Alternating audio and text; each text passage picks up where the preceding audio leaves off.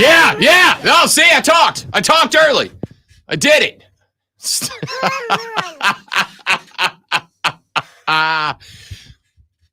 Good morning indeed, ladies and gentlemen. Welcome in. The Rob Brown Show's on your radio. It is the Fan Upstate. Happy Wednesday. My dudes and my dudettes, primarily the happiest of Wednesdays to Mikal Bridges, who doesn't have to play in Brooklyn anymore. That's pretty sweet to be him. What kind of place is this? Is exactly what Mikal Bridges said when James Harden and KD and everybody else left Brooklyn. It's like, what are we doing here? Brooklyn, what are we doing? Getting paid millions of dollars? Yeah, he was getting paid a lot of money. A lot of money. For the record, he is still going to get paid a lot of money now that he finds himself over in New York, over with the Knickerbockers. That's a big pickup. That's a big move as we get set, as we get prepared for tonight's NBA draft. An NBA draft, Lonzo, that there is exactly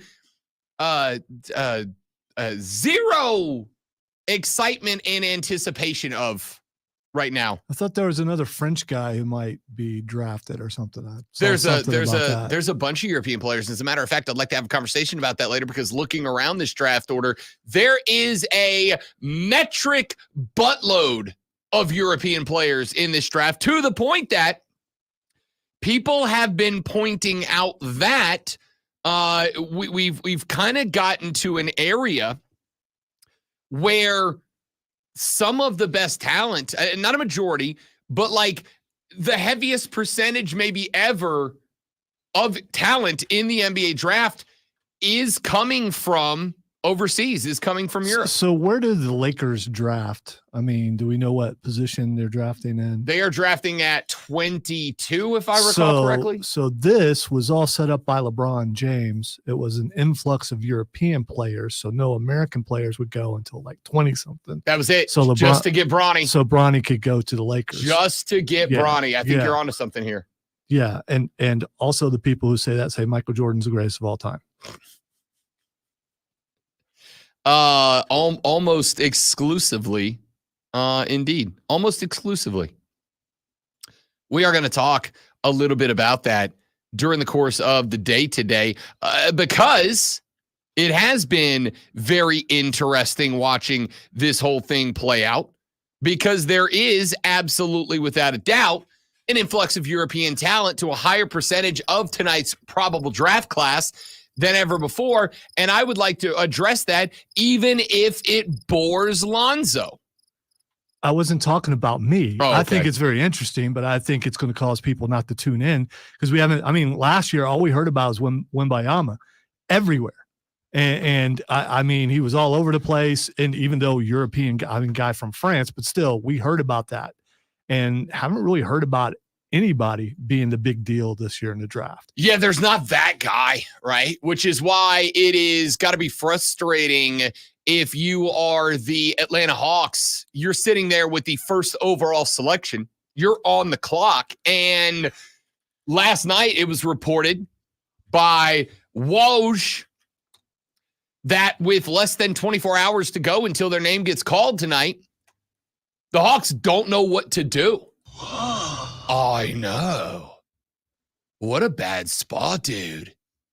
To have the number one pick and just be like, what's going on? You know, if this was the NFL, you'd be thinking, yeah, right. Yeah, you know who you're picking. But in this case, maybe they don't. Yeah, I think probably 3 out of 5 years, the number one overall selection in the NFL is known. It's predictable. We're talking about number 2.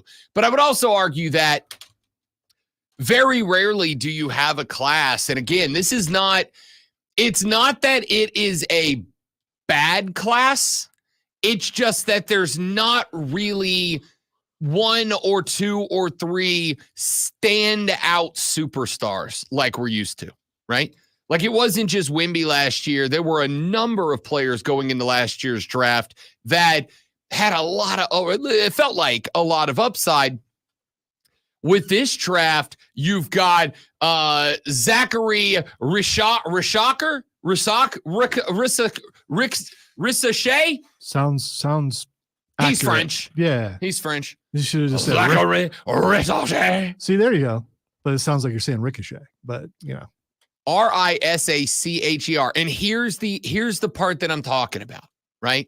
Even if, and I will acknowledge that I should have done a better job of diving into tonight's draft, and I will between here and tip. I'm looking at Rissachet. Rissachet. Yeah, I just. Yeah. We would like one Zachary Rissachet. I wanted to see what I'm looking at a mock draft. This one from NBC, and guy number 2 from the Perth Wildcats, Alex Sarr, who up till like last week was the consensus number 1 pick for Atlanta, and now he's not. By the way, Alex Sarr, who does indeed play in Aussie, oi, oi, oi, also French. Here's a guy from League Ignite. What is League Ignite? That is a team in the NBA G League.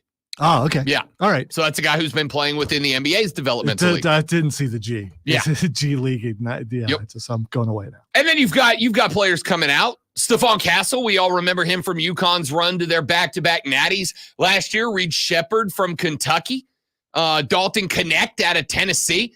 Dalton Connect from anywhere on the damn floor out of Tennessee. I mean, there are players in this draft that we know about. Donovan Clingan, another UConner from last year. Devin Carter came out of Providence, took them on a run. Jacoby Walter out of Baylor took them deeper than Baylor was expected to go last year. There are players in this draft, but I would also say that none of them. I love Dalton Connect. It was one of my favorite college basketball players to watch in recent memory, but the guy was just a little bulldog anytime he was out there for Tennessee. But the reality is, as much as I love Dalton Connect as a 6'6" winger, he didn't jump off the page as a future NBAer for me. And I guess that is kind of the problem with this draft is, listen, there's gonna be stars that come out of this draft, but going into it, there are few that jump off of the page at you. Right, I found one. For me, in this mock draft, number 15, Zach Edey. So there's a guy that I've heard of before. That's a guy you've heard of.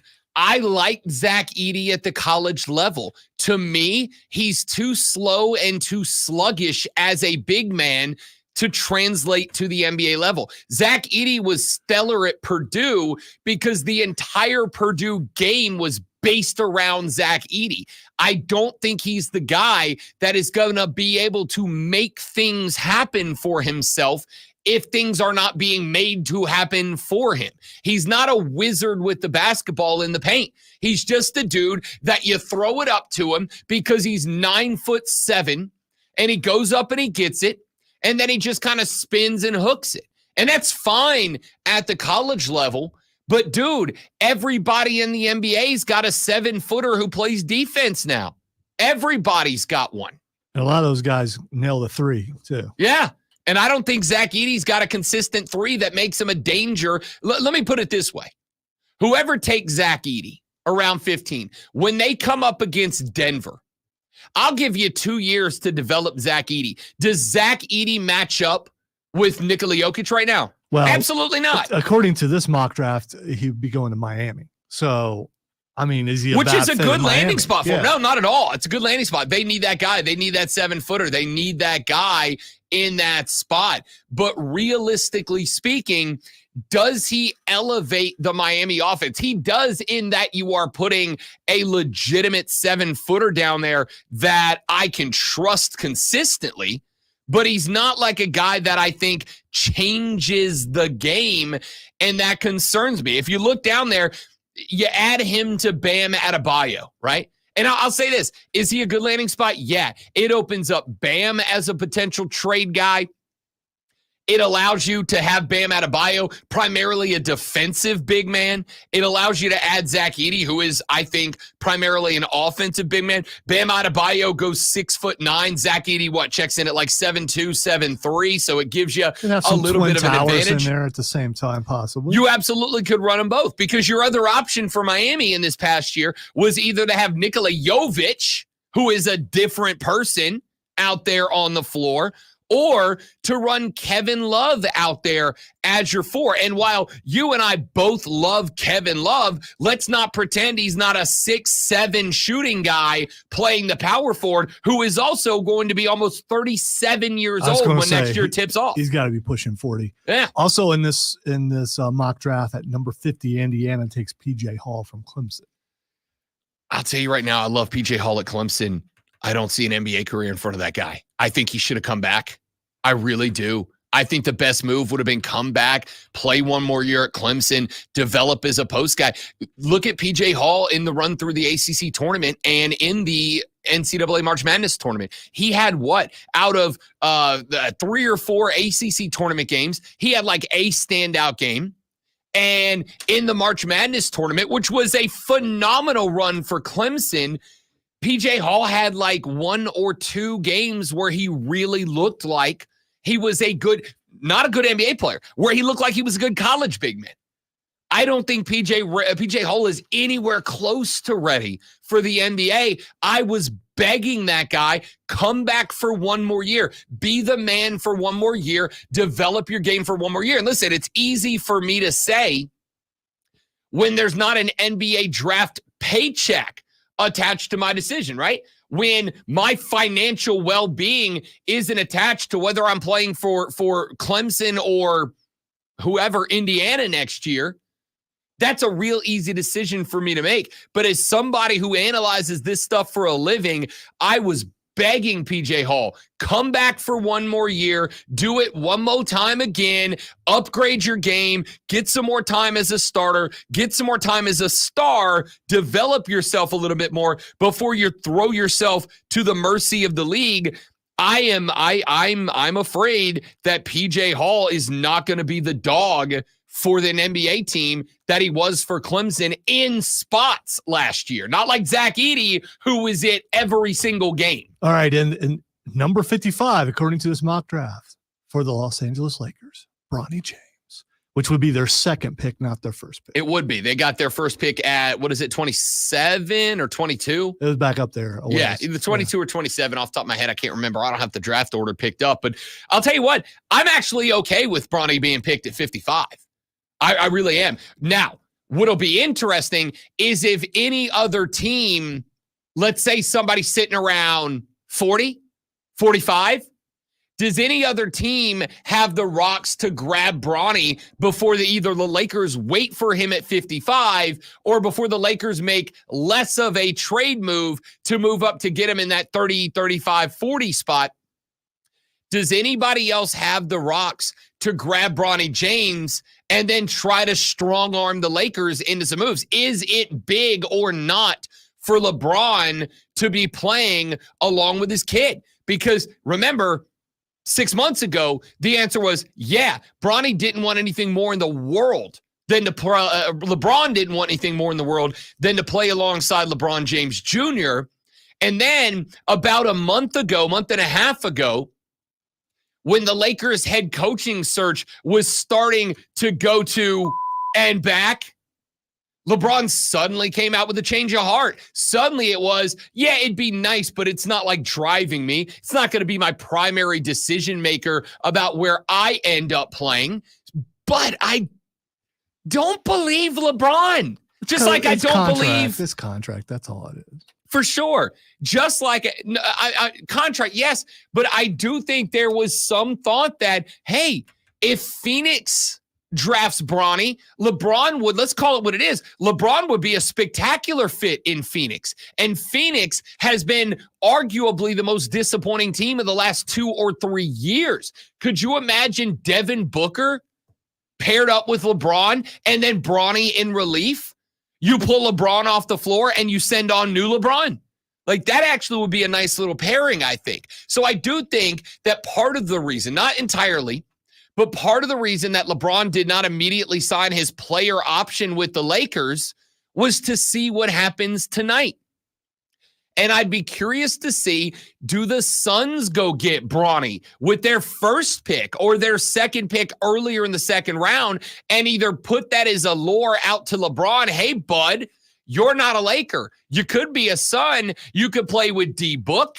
You could play with your boy. Like, you could play the way that you said you wanted to play. And, like, while it's nice that you said at the end of the day it's not going to be a decision maker, I don't know about you, great one. But you put him with Devin Booker, Bradley Beal, Grayson Allen, who I despise as a person, but have to acknowledge earned his paycheck, Kevin Durant, who, by the way, is in trade talks right now. He's a piece. But if LeBron comes, Durant, LeBron, Grayson Allen, Bradley Beal, Devin Booker across the front five. Then you work Bronny into the second team. And let me real quick say, I don't think Bronny's a first round pick. I don't think Bronny's a bust either. I think LeBron James Jr., I think Bronny, baby, could be a good player at the next level. I think he is like McDonald's All-American level. Is he developed into a top-notch college player? No, I don't think he did. But I also think you got to take the context of Bronny's career. Remember that time he almost died? And then he could not have an off season because of the almost dying thing. And do you remember that with 0 off season, the guy got cleared to play for USC like 7 minutes before the season started. And Bronny came out and had a pretty good year in a pretty good conference, right? I think he's good. And I think there's a lot of potential for development for Bronny to turn into a legitimate NBA player. Well, how better to do that then stack him on a team with his dad in Phoenix, along with Booker, Beal, Allen, Durant. You replace Yusuf Nurkic with, actually, Yusuf Nurkic, probably one of the more consistent players for the Suns. You leave Nurkic at the 5, Durant and LeBron at the 3-4. You have Allen, Beal, and Booker. And then you just kind of build a rotating starting 5 out there. That actually might be too many good players for Phoenix if LeBron was to come over. The point here is, the intrigue for this team, for this draft, the intrigue for this draft is not the star players to be drafted. The intrigue is, I think we could see an absolute flurry of moves tonight amongst traded players. We saw one last night, as we mentioned, in Mikal Bridges. Now the New York Knicks are officially known as the New York Wildcats, as they rebuilt that Villanova Natty team from a couple of years ago. Talk about that. But there's potential for a lot of drama, and I'm excited about it, while the majority of y'all seem to say, I really don't give a... New clip. Back after this, Rob Lonzo and you on the Rob Brown Show in the Fan Upstate.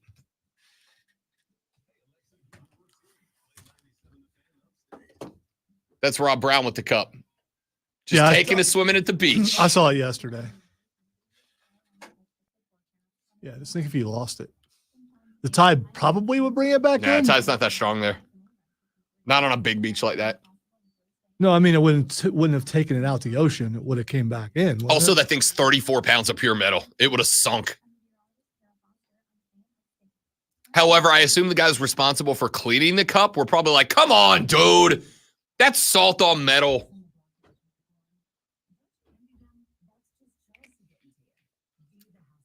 Sorry, 37 pounds of pure metal. Wow. I know. What a mistake. You're horrible.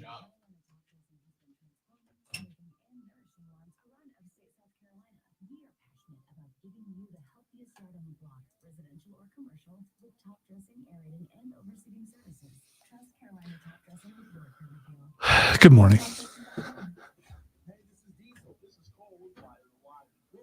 Today from 3 to 7 at Ingles Markets. 10903 Anderson Road in Piedmont. Stop by and say hi. We'll also be giving away a $25 Ingles gift card.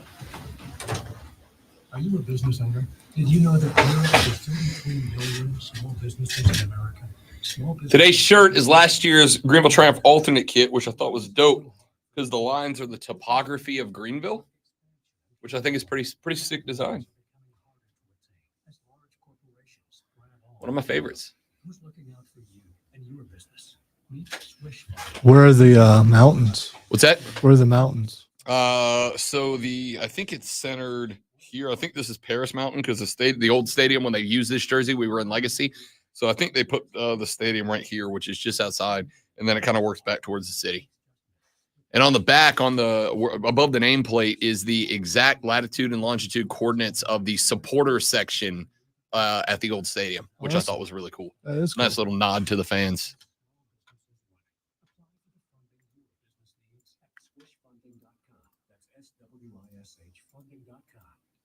Sponsored by ChumbaCasino.com. With over 100 online casino-style games, Chumba Casino is your go-to destination for nonstop entertainment. Play for fun and play for free at ChumbaCasino.com.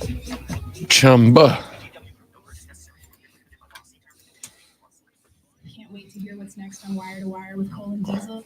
Tell me what's coming up. Cade Klubnik versus every other quarterback in the ACC. Who would you rather have taking snaps? 5 games this fall in the college football season that very well could turn into rivalries. And I call them cut-the-grass sports. What are you just kind of paying attention to now that the CWS and Stanley Cup Finals are over? Diesel and Cole Bryson really bring it on Wire to Wire. Turn it on and leave it on. Best promo they've ever done.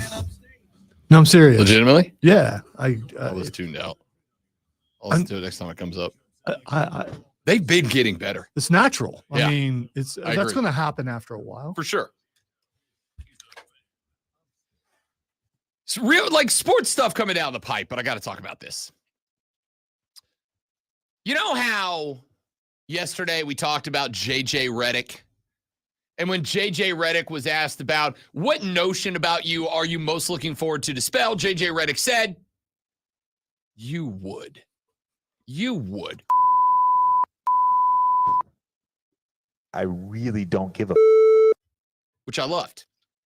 And I said, listen, JJ Redick, the coach, don't know if he's going to work out or not. I can give you a lot of reasons I think he will. I think he's very tactically adept at basketball. I think he's got the respect of LeBron, which let's call it. But you know what? I'll come back to that. Because Wendy went off on this yesterday and echoed the same sentiments. But this is not about JJ Redick or Wendy or any of that. This is about Nick Benz. Because I saw that Redick is being canceled for some other stuff that he said, but you'll have to. I can't wait to look at that. Yeah, no, actually, you don't want to look at it.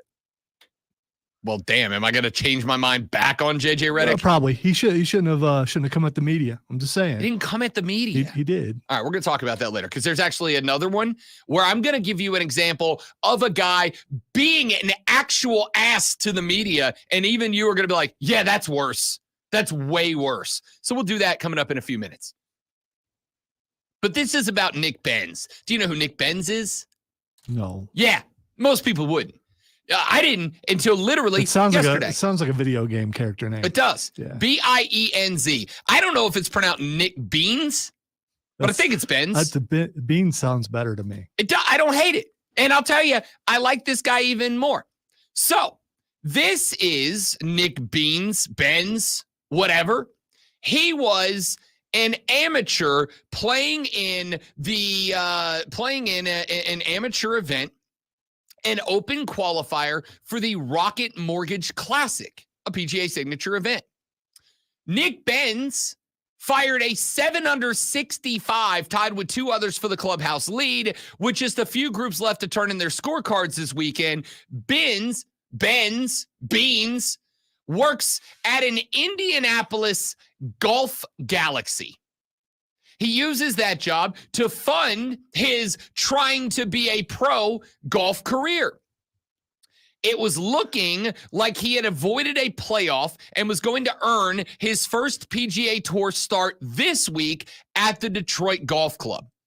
Well, he was not clear of the danger because if another golfer turned in an equal score, then there would have been a playoff. He would have had to go out there, play a couple more holes of golf, and earn that way through a playoff, which if you've ever seen a golf playoff, as much as golf can be, it is intense. All right. It's high pressure because unlike when you're out there maybe in a group like Bryson DeChambeau, where you already know what Rory McIlroy turned in, which means when you step onto the tee box at 18, you already know what score wins it, what score ties it, and what score loses it, but you don't have to stare down your opponent as you're walking up the green on 18. You're just kind of in a good spot.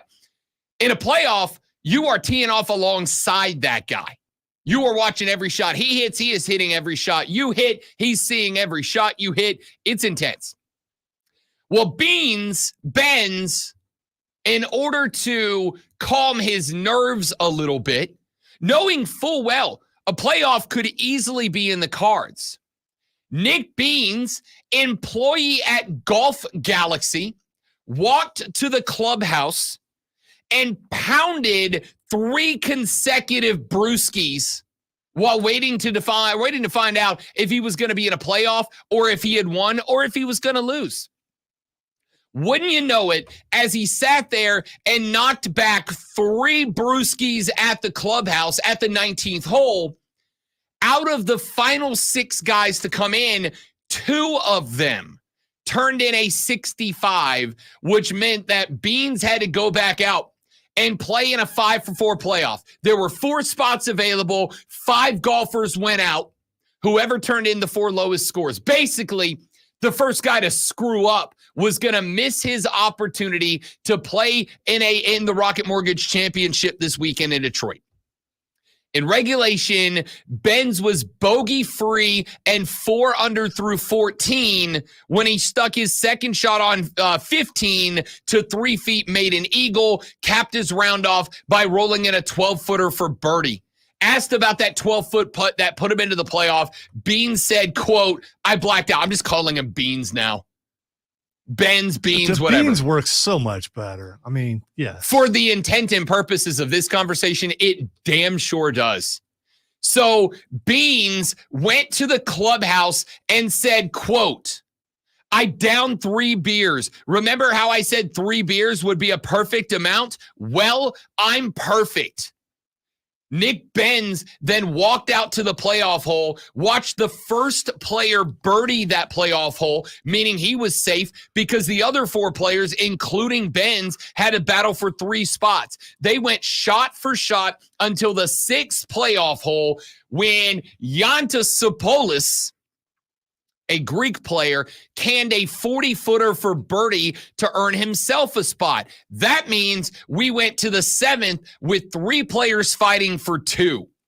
Beans then hold a 4-footer for birdie to get through and make it into the Rocket Mortgage Championship. I'm going to tell you right now, coming up at the Rocket Mortgage Classic this weekend, there's a lot of guys that I like that I'm going to be pulling for. There's a lot of guys that are going to be teeing off that I'm a big fan of. I love to see Tom Kim give himself another chance after being outdueled by the best on the planet, Scotty Scheffler. Will Zalatoris, a.k.a. the caddy from Happy Gilmore. I absolutely want to see him make a run this weekend. Ricky Fowler, my flat bill cap brother in arms. I'm always pull for Ricky Fowler. There's everybody's favorite Michael Thorbjornsen, a.k.a. Lonzo, Thunder Bear. Thunder Bear, yeah. We love us some Thunder Bear up in here. Looking forward to seeing Thorbjornsen get out there and Thunder Bear his round a little bit.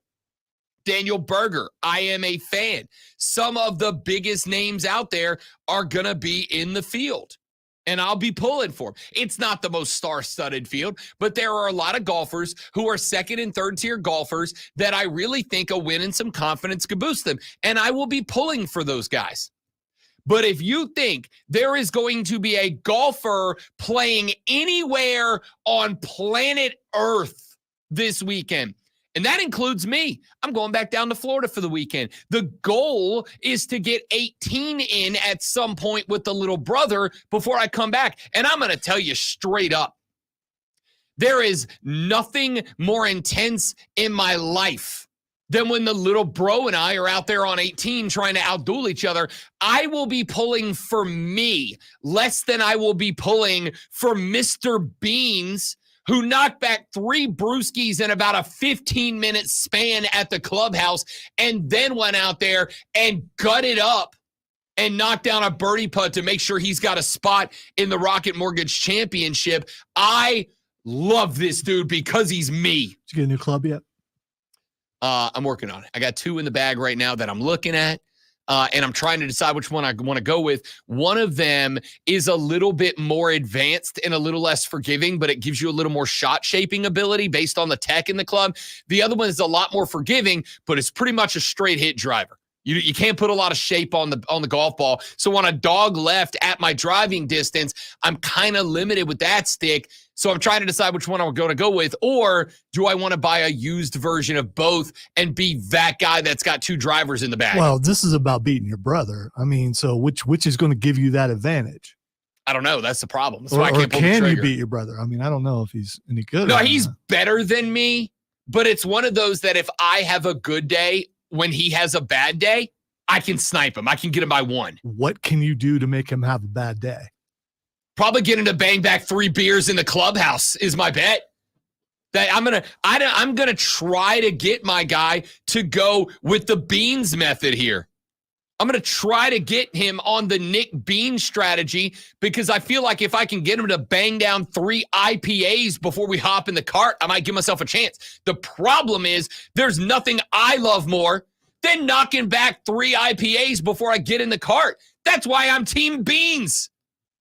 The Rob Brown Show officially endorses Nick Beans as our favorite golfer.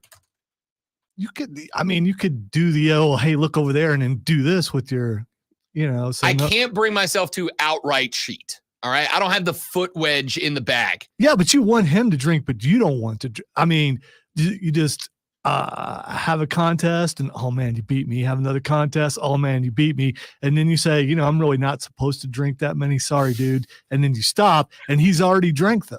I'm just giving you some strategy. It's the old worst shot takes a shot methodology to golf. Worst shot takes a shot. That's a game that's better played when there's like 4 of you playing a foursome out there. Worst shot takes a shot. Because usually by 18, everybody's competing for worst shot.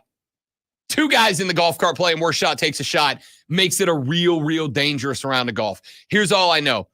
When the Rocket Mortgage Classic tees off and my guy Nick Beans is out there trying to make it happen, just know that there is not an athlete on planet Earth that I am pulling for harder this weekend than Nick 3 IPAs at the 19th hole Beans. I am Team Beans. Go get him, my guy. Maybe go knock back 3 before you tee off on 1. Forget teeing off on 9 after knocking a few back. Tee off on 1 after putting back a couple of stormies, after putting back a couple of hazies. That's the way to go, my guy. Team Beans this weekend. All right, let's take a break. When we come back here in just a minute from right now, college football news we need to get into. How much, how risque are you willing to let your athletes get in the name of putting their personality first? We kind of had that discussion a little bit about Reddick yesterday. A NASCAR driver is in a bit of hot water for leaning into the Hawk Tua meme that's popped up lately. Wow, we made it 3 days before. I need you to know, my goal was wait till it involves itself in a story. It was not, I'm just not just throwing out the Hawk Tua meme. I got to wait till it's a sports story. And I did it. I'm very proud of myself. I was surprised. The first time I heard it in the building, I've heard it in wrestling twice now. Oh, yeah. But the first time I heard it in the building was yesterday, and Andrew did it. Not surprising. The not on air guy dropped it on us. Yeah, but not surprising. Not surprising at all. I wanted to make sure the first Hawk Tua reference on this show was a sports story, and I've done it. I'm very proud of me. You should be proud of me, too. That's class. I am, yes. Back after this on the Rob Brown Show in the Fan Upstate. It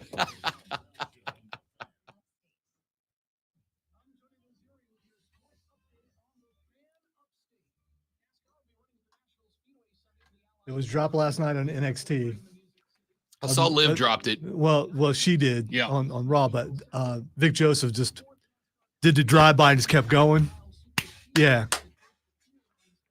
Booker T probably had no idea what he was. Booker T. Yeah, had no, T. well, I don't know. Book seems like he's pretty connected with the internet wrestling. Yeah, but he didn't say anything. It just kept going. What do you So say? Right? Like, I what do you don't. say? I don't know.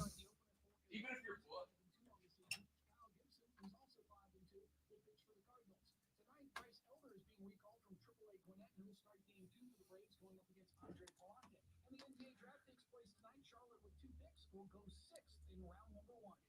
Download the Odyssey app and search The Fan Upstate. Then listen anywhere on your phone.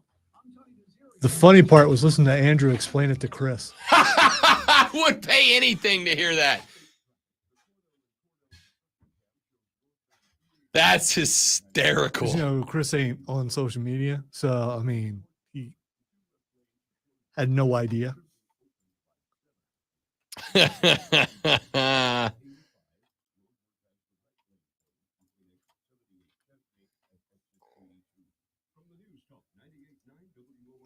Good morning, Joe. As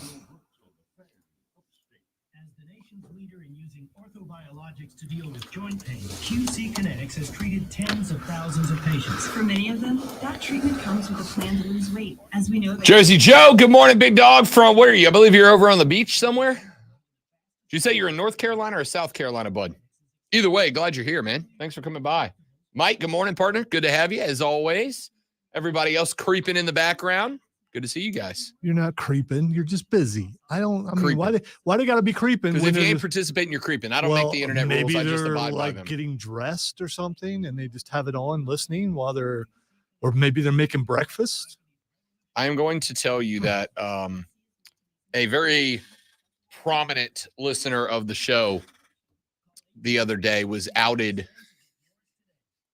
by his wife, who told us that he listens to the whole show. He streams the whole show, watches every morning, but that he does so while he's getting ready for work, up to and including takes us in the shower with him. And I was like, hey, a listener is a listener in the buffer knot. Yeah, I mean, you know, it's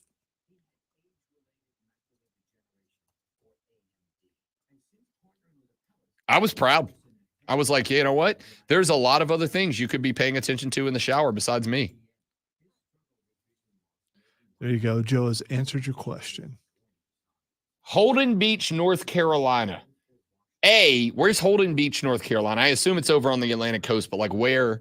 And B, what's next Thursday, big dog? Wow, you assume it's on the Atlantic? It's North Carolina. How could it not be? Well, I mean, there are some places on lakes that call themselves okay. beach. Well, that's true. That's all we had in Ohio, and okay, that's good- inland. good So point. it's a beach, but like it's not a beach, right? Well, it's still a beach. I mean, what's the definition of a beach? It doesn't have to be on an ocean. I don't think you can have a beach on a creek, but maybe you could. I mean, if you There's can have it really- on a lake, why can't you have it on a creek?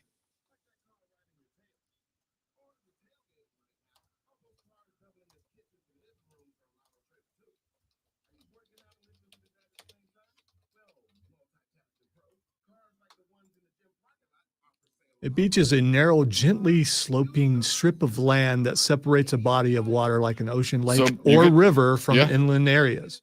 And a Beaches are creek's made just up. a little river. Well, yeah. So I guess you could have a beach The on a way creek. that a hill is a tiny mountain. There's some. I mean, when does a creek become a river? I don't know. So it may be almost a river, but it's still a creek, and it has a beach on it. Where is the split? Here's our research topic for the segment. Where's the split between a creek and a river?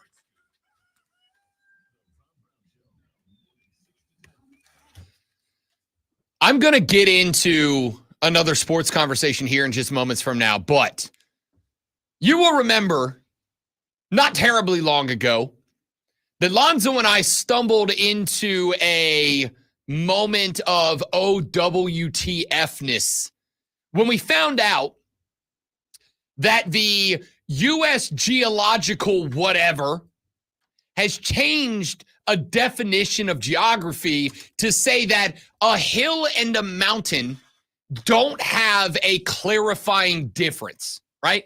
A hill doesn't become a mountain at a certain height. A mountain doesn't become a hill based on its geography, which the more I thought about it, makes sense, right? The Appalachian Mountains, if we're being honest, the majority of them are just really big hills. There's nothing that defines them, but that's also because it is an ancient mountain range. One of my favorite geography facts.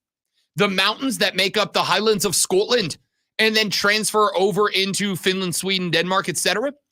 That is the same mountain chain as the Appalachian Mountains. That mountain chain was formed when we were a supercontinent, and when the continent split, those mountains got separated, but they're the same range. You find the same strata and the same fossils within those mountains. This is a pretty cool fact. Here's today's question of the day, a question that Zoe and I will be researching to see if we can find an answer. Where's the definition between a river and a creek? Like, now, my belief is, off the top of my head, with exactly nothing to support it, is that a creek feeds a river. And a river does not feed. A river flows to an ocean. So a river can't feed a river? Or it's just the same river? I think now maybe it can, right? Because I think there are rivers that feed into, like, there are rivers that feed into the Mississippi River that are still called rivers, but that's just the name. 3 rivers, which I believe are 3 rivers that go feed into one river, which is outside of, I think the Allegheny River outside of Pittsburgh is fed by 3 rivers, and that's why you have 3 River Stadium, right? So maybe that's completely wrong. See, I made a sports connection there. Well done. Yeah. Well done. Bravo. My question is, when does a creek become a river? Right?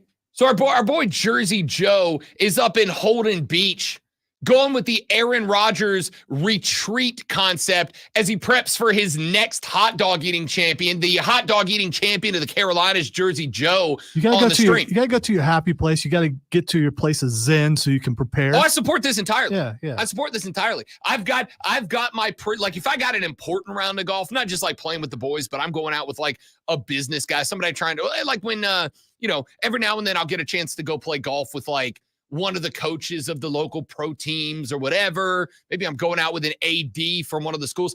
You want to go out there and impress, because while it's supposed to be just kind of like a fun, loose, relaxed day out of the office, you don't want to go out there and hit the ball like in front of guys you're trying to impress, right? Like, you want to slap the golf ball around a little bit.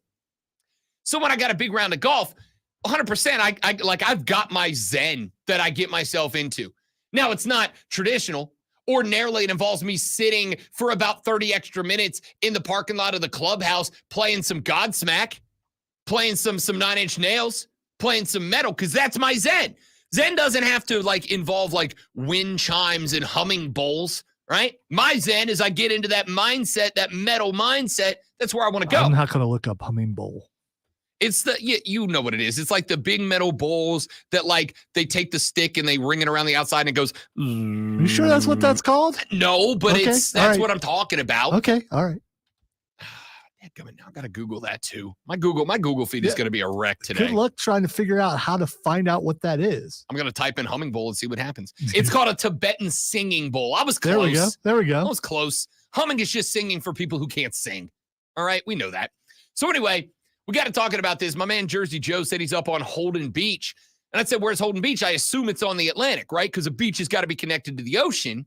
I said, wait a minute. There are people who call beaches connected to lakes beaches, which is not a beach to me, but I'm a beach elitist. I came from the most beautiful beaches on the continental United States of America, so I'm a bit of a beach elitist.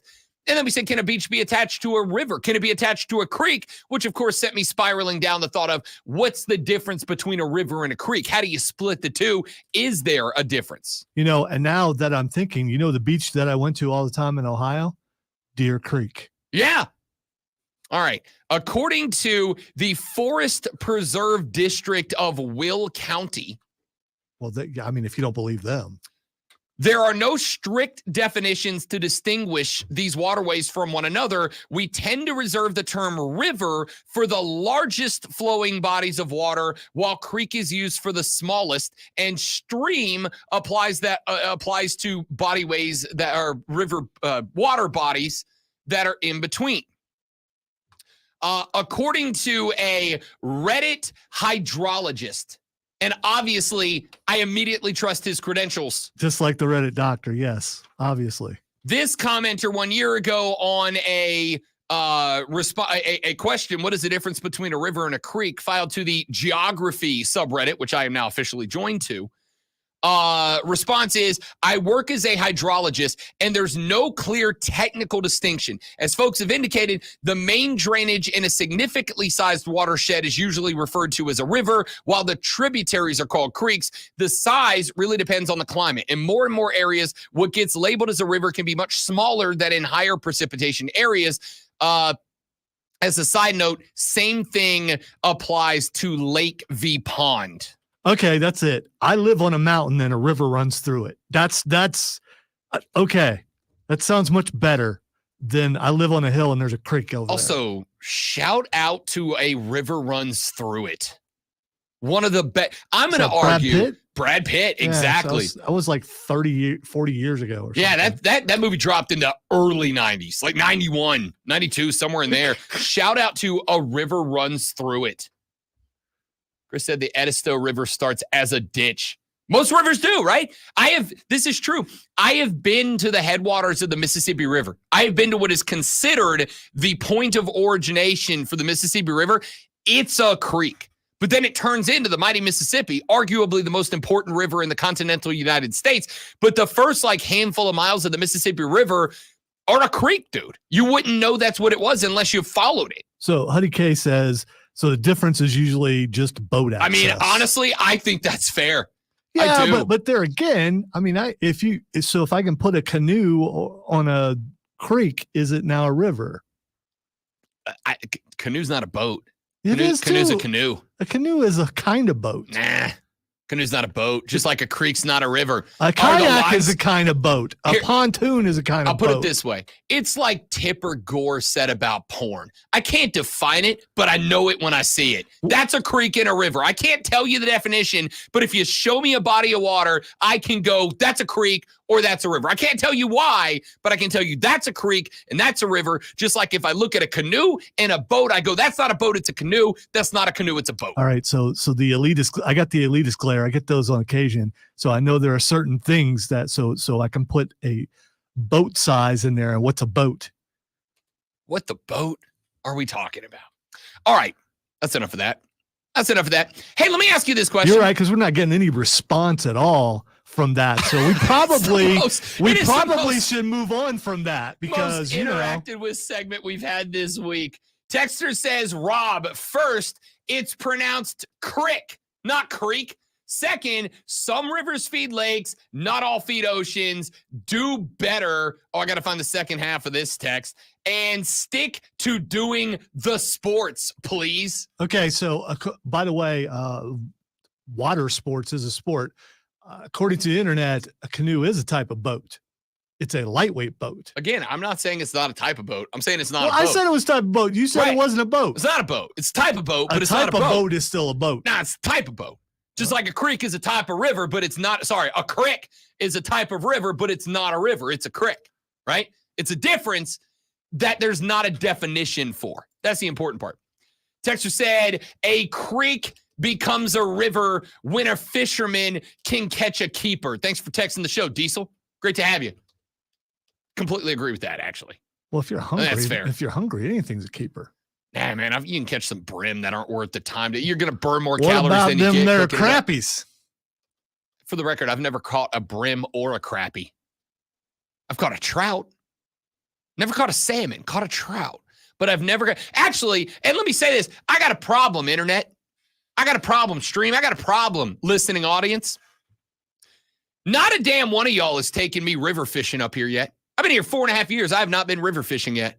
Not one of y'all has taken me to a creek or a river to get a line wet. And I got a problem with that. By the way, according to the internet, creek is used just about everywhere except the South.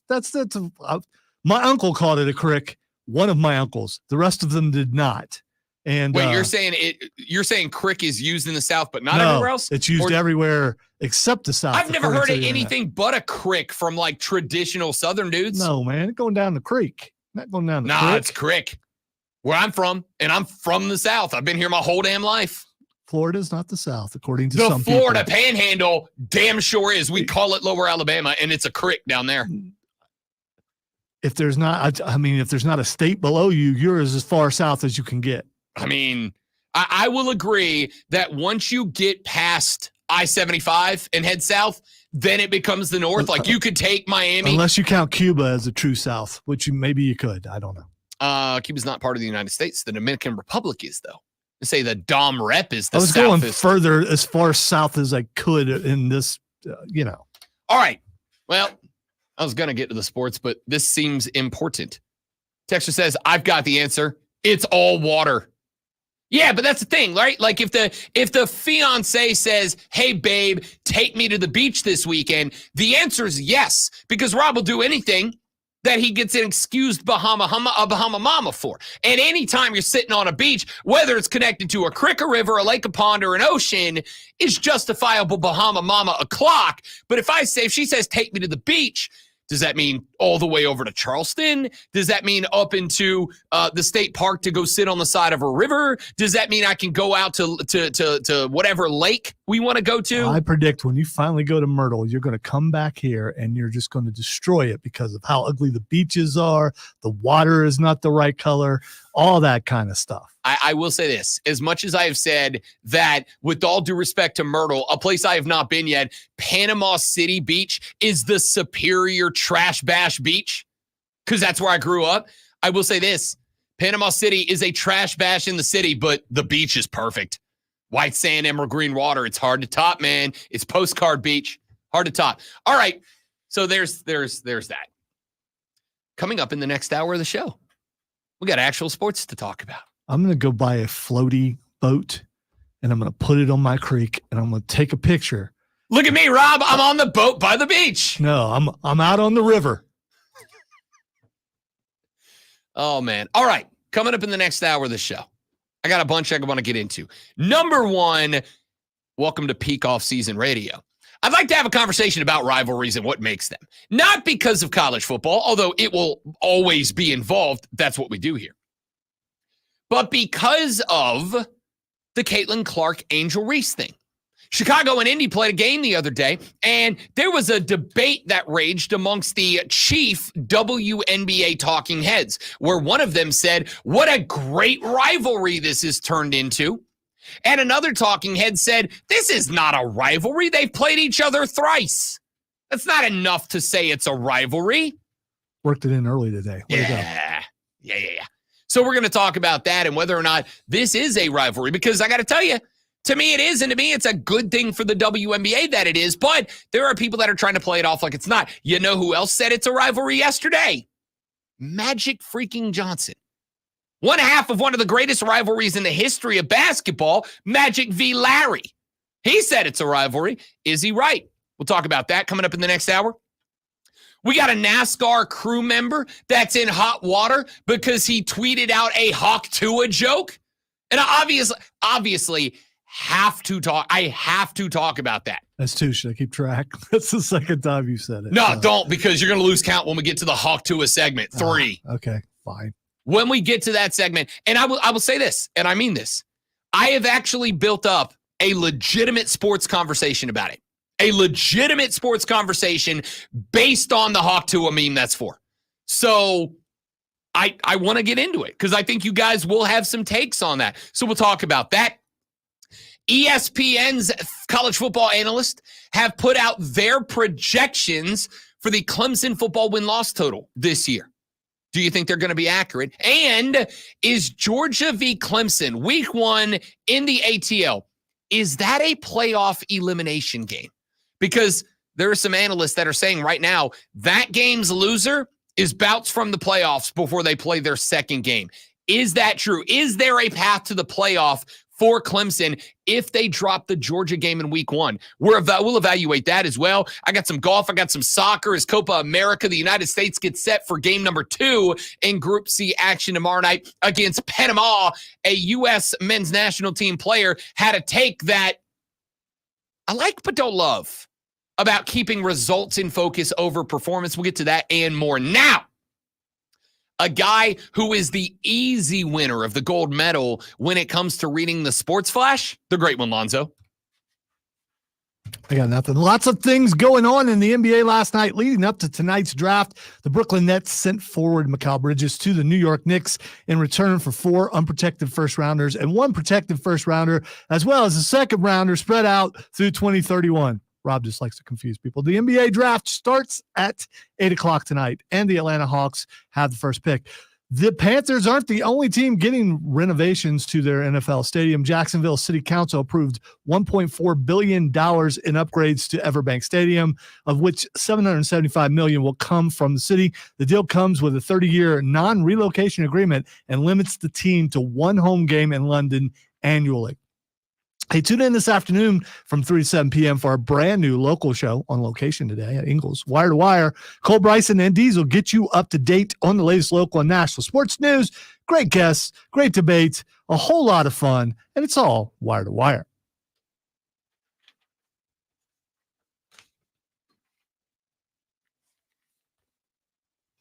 Redemption!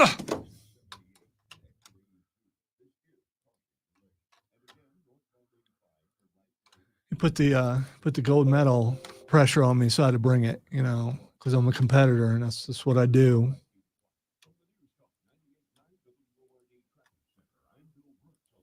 With what I'm going to label as laid back intensity, because that's me, laid back intensity.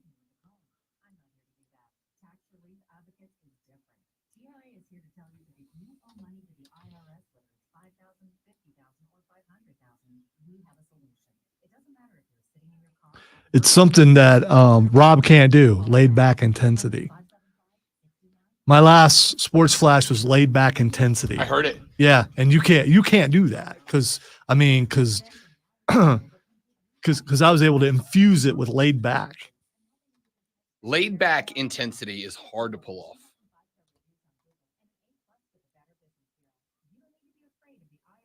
It's all about facial expressions too. I mean, you gotta bring the whole package. When he throws the gold medal thing on there, you got to do it. I mean, I kind of set you up for excellence right there. You did.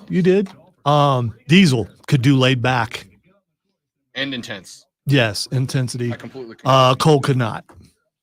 Cole can only see. Cole is, and I say this with all the compliments in the world. Cole's the most laid back dude I think I know.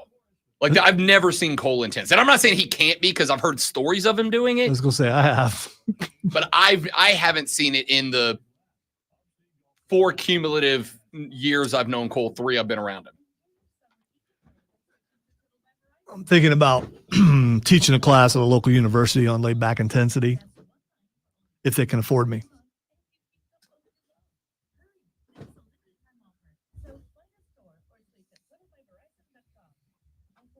.com.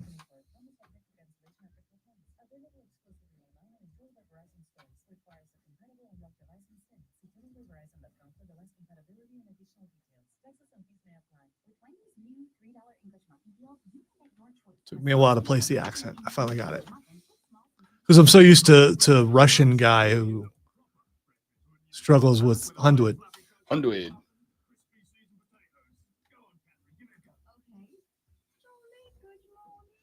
All right, so there's a video that came out of Pensacola. There was a high-speed chase. 3 guys got out of a car after the Escambia County Sheriff's Office hit a pit maneuver on them. Really well executed pit maneuver, but hit a pit maneuver on them. 3 guys got out of the car. They started running. The pit maneuver happened on a bridge. They ran up the bridge. 2 of the guys jumped off the bridge, right, into the water. The third guy... The third guy runs up to the wall, puts his leg over, watches the first 2 guys fall, and then goes, nope, and climbs back over and takes off running the other side of the bridge. Like, because they ran to the top of the bridge. This is a tall bridge. Put his leg over, watched these 2 dudes just eat it into, because I guess they thought they were over like a body of water. But it was like it was wetlands. It was a swamp. So there was not like landing water, like you hit the ground. So he put his leg over, watched his boys hit the ground, both of them in the hospital now, and then just went, yeah, no, I'm just going to run. So I was waiting for the Myrtle Beach detractors, and Jacob has done that. So there are 2 groups of people. There are people like, you have to go experience it once. And there are people who are like, there's no need, no reason to go to Myrtle. Courtney wants me to go experience it. She's like, you'll enjoy it for a day or two, and then you'll be like, get me the hell up out of here. But like I said, because I grew up going to Panama City every year for spring break, I kind of feel like my expectations might be too high for Myrtle to match them. But Myrtle does have more than Panama City to do. Why don't you just go there and have a good time and not be hypercritical? You have talked about the fact that sometimes you set your expectations so high that whatever it is, whether it's a movie or song or TV show, can't meet them. I feel that way about places, right? Like I am a little afraid. I've always wanted to go to Australia, but I've built Australia up in my mind so much that I'm afraid I'm going to go there and be like, oh, Sydney's just another cool town. I thought it was like this extravagant, amazing place. Let's talk to Odie about that. Has he been there? Yeah, he has. Dope. New life in the first break. Okay.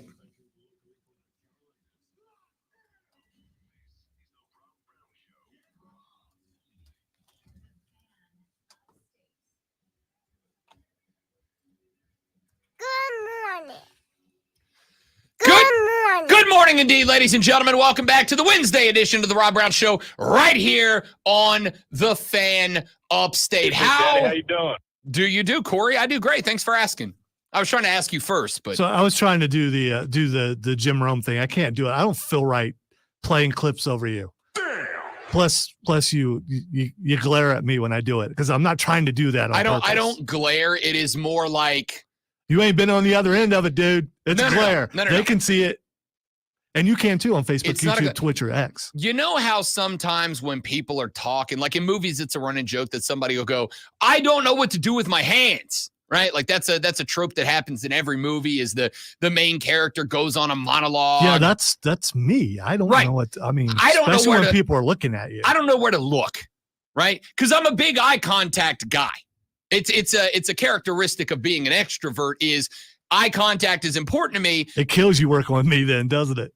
Because the only time I look at you is when we're fighting. Correct. 100%. On purpose. To me, when I engage in a conversation, I'm a big eye contact guy. I think most people say they are, but they're not. Most people are not eye contact guy. I'm eye contact guy when I'm having a conversation. Would you like me to stare at you the entire time? Not like that. Not like that. That was that. horrifying, B-movie horror villain. That was horrifying. All right. Second hour of the show, we got a lot of stuff that we need to get to, a lot of stuff that we need to talk about on the radio program coming in this hour. We will get some Copa America in here later as the U.S. men's national team takes place in the largest international tournament remaining between here and the 2026 World Cup. We'll break that down a little bit because Matt Turner, the goalkeeper, had some things to say. Coming up later in the show, I don't know about you, but I am gassed, jazzed, heated, hyped about the return of EA Sports College Football 2025. What? What'd I do? I was trying to ask if Mario was on today. Yes, Mario will be on at 9. Because you haven't teased him the whole time, and I was trying to get Hayden asked Mario, who, by the way, funny enough, Rob Brown's going back home to the Florida Panhandle this weekend. Guess who's on vacation in Florida this weekend? In Destin. Hey, that's Mario. You going to teach him how to surf? I'm going to teach him how to do a lot of things because he needs all the help he can get. So look forward to it. After 3 years. I have worked with Hayden Ass Mario almost as long as I have worked with Lonzo. Hey, be a good wingman. Don't get in his way. Oh, no. Listen. When you got that kind of hair heading towards the beach, I mean, I want you to know what I've done already. I have already planned on being a great wingman. I am making sure that no matter what it takes, Mario is in our Beach Bar concert on Saturday, and we'll get to pull the I'm with the band line, which means he's got me in the back pocket as a asset for that evening. Rob Brown is here to help. Just because I dunk on Mario relentlessly, I do it like a big brother, little brother thing. Is because I want him to be better, and I'm gonna teach him the ways of the rock star on Saturday. I hope so. I hope so, because I mean, that'd be messed up if you went the other way. No, I wouldn't dare, because I want Mario to be better. I really do, and I just feel like if some good-looking young lady would make Mario a man, that we would get a new version. Like imagine next week. Whatever that means. Mario's going to come on the show next week after spending a weekend in D-Town with Rob Brown, like in a actually cool leather jacket, like hair pulled back into like that half bun but half down look. That might get you beat up in D.C. I don't know if that's a good move. No, it's a great move.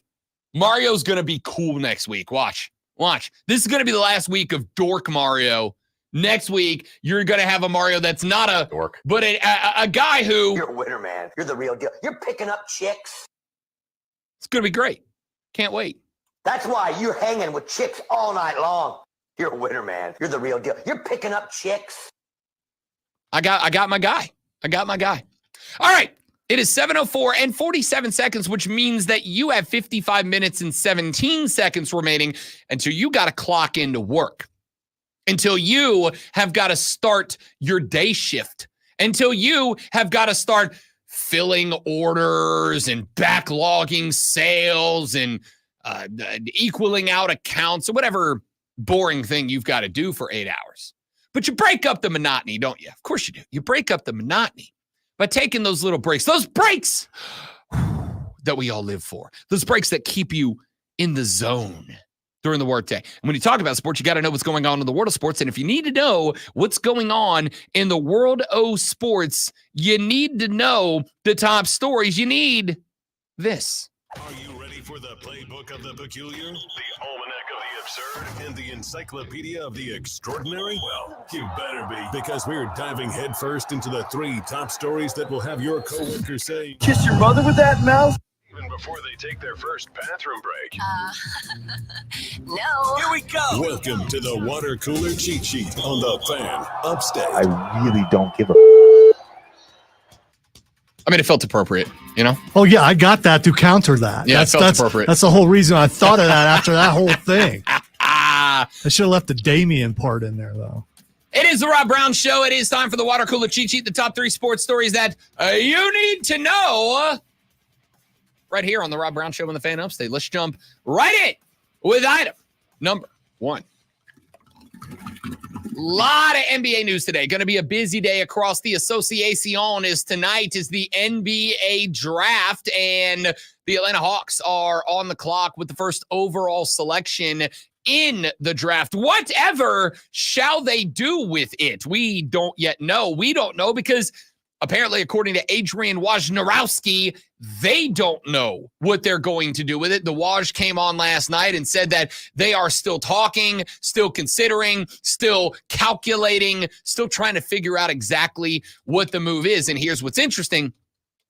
Apparently, not a lot of trade interest for the number 1 overall draft pick this year. No real bona fide, certified superstar that has separated themselves from the rest of the class. Traditionally, what makes the first overall pick more attractive as a potential trade opportunity. So because of that, the Hawks don't really have a lot of juice to trade back, but there's also not that clear number 1 to go after in this NBA draft. So that is going to be spicy right out of the gate, but that is not all. A handful of moves getting made around the NBA last night. One of them, Mikal Bridges, probably the best player on the Brooklyn Nets. The Nets have kicked the legs out from the roster, decided that they're going to wave the white flag on the 2024-25 season before it even gets started. Why? Because next year's draft class is expected to have a number of those superstars. The Nets declared the direction, and that direction is down. But it's up for the future. Why? Because the Knicks suddenly have 16 first-round picks that extend from this year through 2031. They also have 4 selections in the first round in next year's draft. Next year's draft is expected to have a lot of highly touted players in it. So this is one of those mortgage now to get a big windfall later moves. The Nets were listening to offers from several teams on Mikal Bridges, but they came up with a win-win. Mikal Bridges has stated his desire to play with a number of the Knicks because that team is loaded with former Villanova Wildcats, of which Jalen Brunson is one. Bridges said he wanted to play with his old Wildcat teammates, and suddenly the New York Knicks don't have undertones of, they are the Villanova Wildcats that won their last national championship. The Knicks wanted him as well. They unloaded just an absolute dump truck full of trades, backed the Brinks truck up. New York added 4 unprotected first rounders in 2025, 27, 29, and 31. A protected 2025 first rounder that they acquired from the Bucks, an unprotected 2028 pick swap, and a 2025 second round selection that they already had from Brooklyn. They gave it back to the Nets almost simultaneously. The Nets were engaged in talks with Houston on getting back the franchise's 2025 and 26 first-round picks in return for Phoenix's 25 and 27 and a chance to receive the 2029 first-round pick as part of a swap if it's the most favorable of Dallas, Houston, and Phoenix's first-round picks. So some big-time moves and some big-time moves from the New York Knicks, the Brooklyn Nets, last night, as well as the Knicks, who are just now the Villanova Wildcats. I know my guy Chris Lewis is losing his bleeping mind. All of a sudden, big Villanova guy has got himself an NBA team to go all in on, and it's the New York Wildcats. We saw that one go down yesterday. Again, the draft is going to take place tonight. The Hawks go on the clock officially at 8 p.m. as a part of our NBA number 1 item on the water cooler cheat sheet. Charles Lee was officially announced as the Charlotte Hornets coach last night. He had already been named the head coach. That was made official a month and a half ago or so. But yesterday was the first day he could be officially announced to the fan base after coming over from the Boston Celtics. The 39-year-old is a first-time head coach after leaving Beantown to come to Charlotte. He called the Hornets in his press conference yesterday, quote, a talent-rich group, end quote, that he said has unrealized potential in spades, even though they won just 21 games last season. Lee said, quote, we have a very, very good team here. We've been snake bit with some injuries, but this group is focused on the right things. The expectations are that we are going to compete every night, whether it's a home game, road game, or whoever is playing. This is going to be a group that is together offensively and defensively, no matter who is on the floor. We will hear some more from Charles Lee later on in the show. But again, NBA draft tonight. It is a big, big night, not in terms of the actual picks, but because I think there is going to be a historic amount of wheeling and dealing that take place this evening. We will talk about some of the better players in this team as we get to it. Let's get to item number 2. Over in the National Football League, the jury in the class action lawsuit filed by Sunday Ticket subscribers against the NFL is expected to begin deliberations at some point today. Both cases wrapped up their cases on Monday. U.S. District Judge Philip Gutierrez will have a conference with attorneys for both sides before handing the jury their final instructions. Gutierrez is also planning on hearing a motion from the NFL to grant judgment as a matter of law to the league because the NFL claims the plaintiffs just did not provide enough evidence to justify jury deliberations. Gutierrez has given final instructions to the jury of 5 men and 3 women before final arguments begin today. Each side will get 1 hour and 10 minutes to make their final statement. The plaintiffs will then be given 20 additional minutes for a rebuttal to the NFL's case. Monday, the last witnesses were called. The NFL called Stanford economics professor B. Douglas Bernheim, whose testimony started last Thursday, wrapped up on Monday. Bernheim reiterated the league's position that selling out-of-market Sunday afternoon games on Fox and CBS to DirecTV from 94 to 22 and now to Google YouTube TV benefits fans and creates level competition in the playing field. However, the plaintiffs in this case, that is the attorneys representing viewers, subscribers, brought Harvard economic professor Einar Elhag a rebuttal witness to contend there were no links between the restraints the league put in to make Sunday Ticket a premium package and creating competitive balance in the marketplace. El-Hag also testified that the approximately $62.5 million that every team gets per year from the Sunday Ticket would not cause massive ramifications to the league's salary cap or a team's operating budget, which has been the argument of the National Football League in this case. Deliberations expected to start today, and this lawsuit could have huge impacts on us, the viewer, though I do not know how, if at all, the league can be forced into putting these games on the open market, getting a cheaper contract, and bringing prices down for the fans. We will find out after jury deliberations take place. Finally, let us get to item number 3. Copa America rolls on. Yes, I know for many of you, this is not something that is one of the big 3 items, but I'm imploring you to make it that way. Because I will tell you, last night, we got a pair of spectacular matches out of Group A. In the opener, Peru taking on Canada. A 1-0 win for America's hat last night as they knock off the Peruvians. 1-0 your final. There was a red card awarded to Miguel Araujo for Peru last night.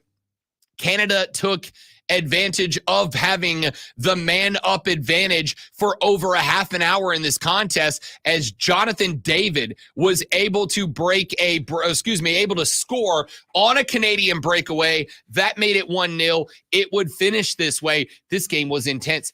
51% of the possession went to Canada, 49% went to Peru. It was pretty level there. Shots on goal, 4 for Peru, just 2 for Canada, but Canada did convert on one of them. 17-14 fouls. 1 yellow card for Canada, 0 for Peru. 1 red card for Peru, 0 for Canada. 2 corners earned for Peru, just 1 for Canada.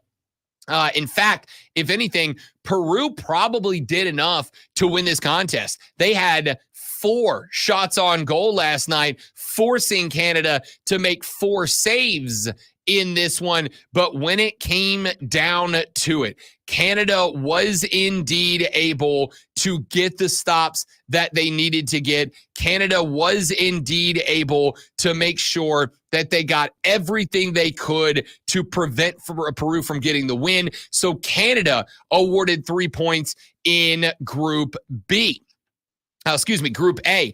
Argentina went nose to nose. I will tell you, last night, Daddy stayed up late because this was a scrappy little contest. The Chileans had themselves a whale of a contest. They were able to keep Argentina off the score sheet until the 88th of 90 minutes of action. It was then that a Leo Messi corner took a couple of deflections, and Lautaro Martinez would find the bouncing ball that set up on the tee for him on the left side of the box and was able to just sniper shot it upper left 90 into the roof of the goal and get the 1-0 lead for Argentina.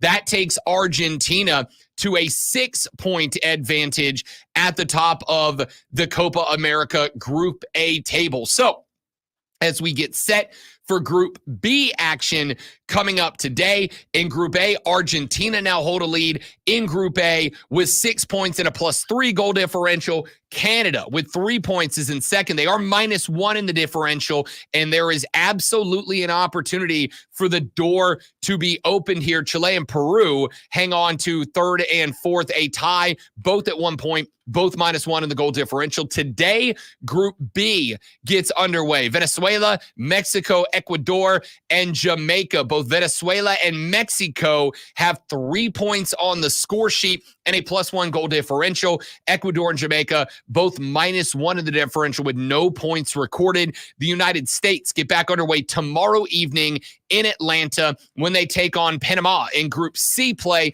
The Americans and Uruguay tied at the top of Group C with 3 points and +2 in the differential.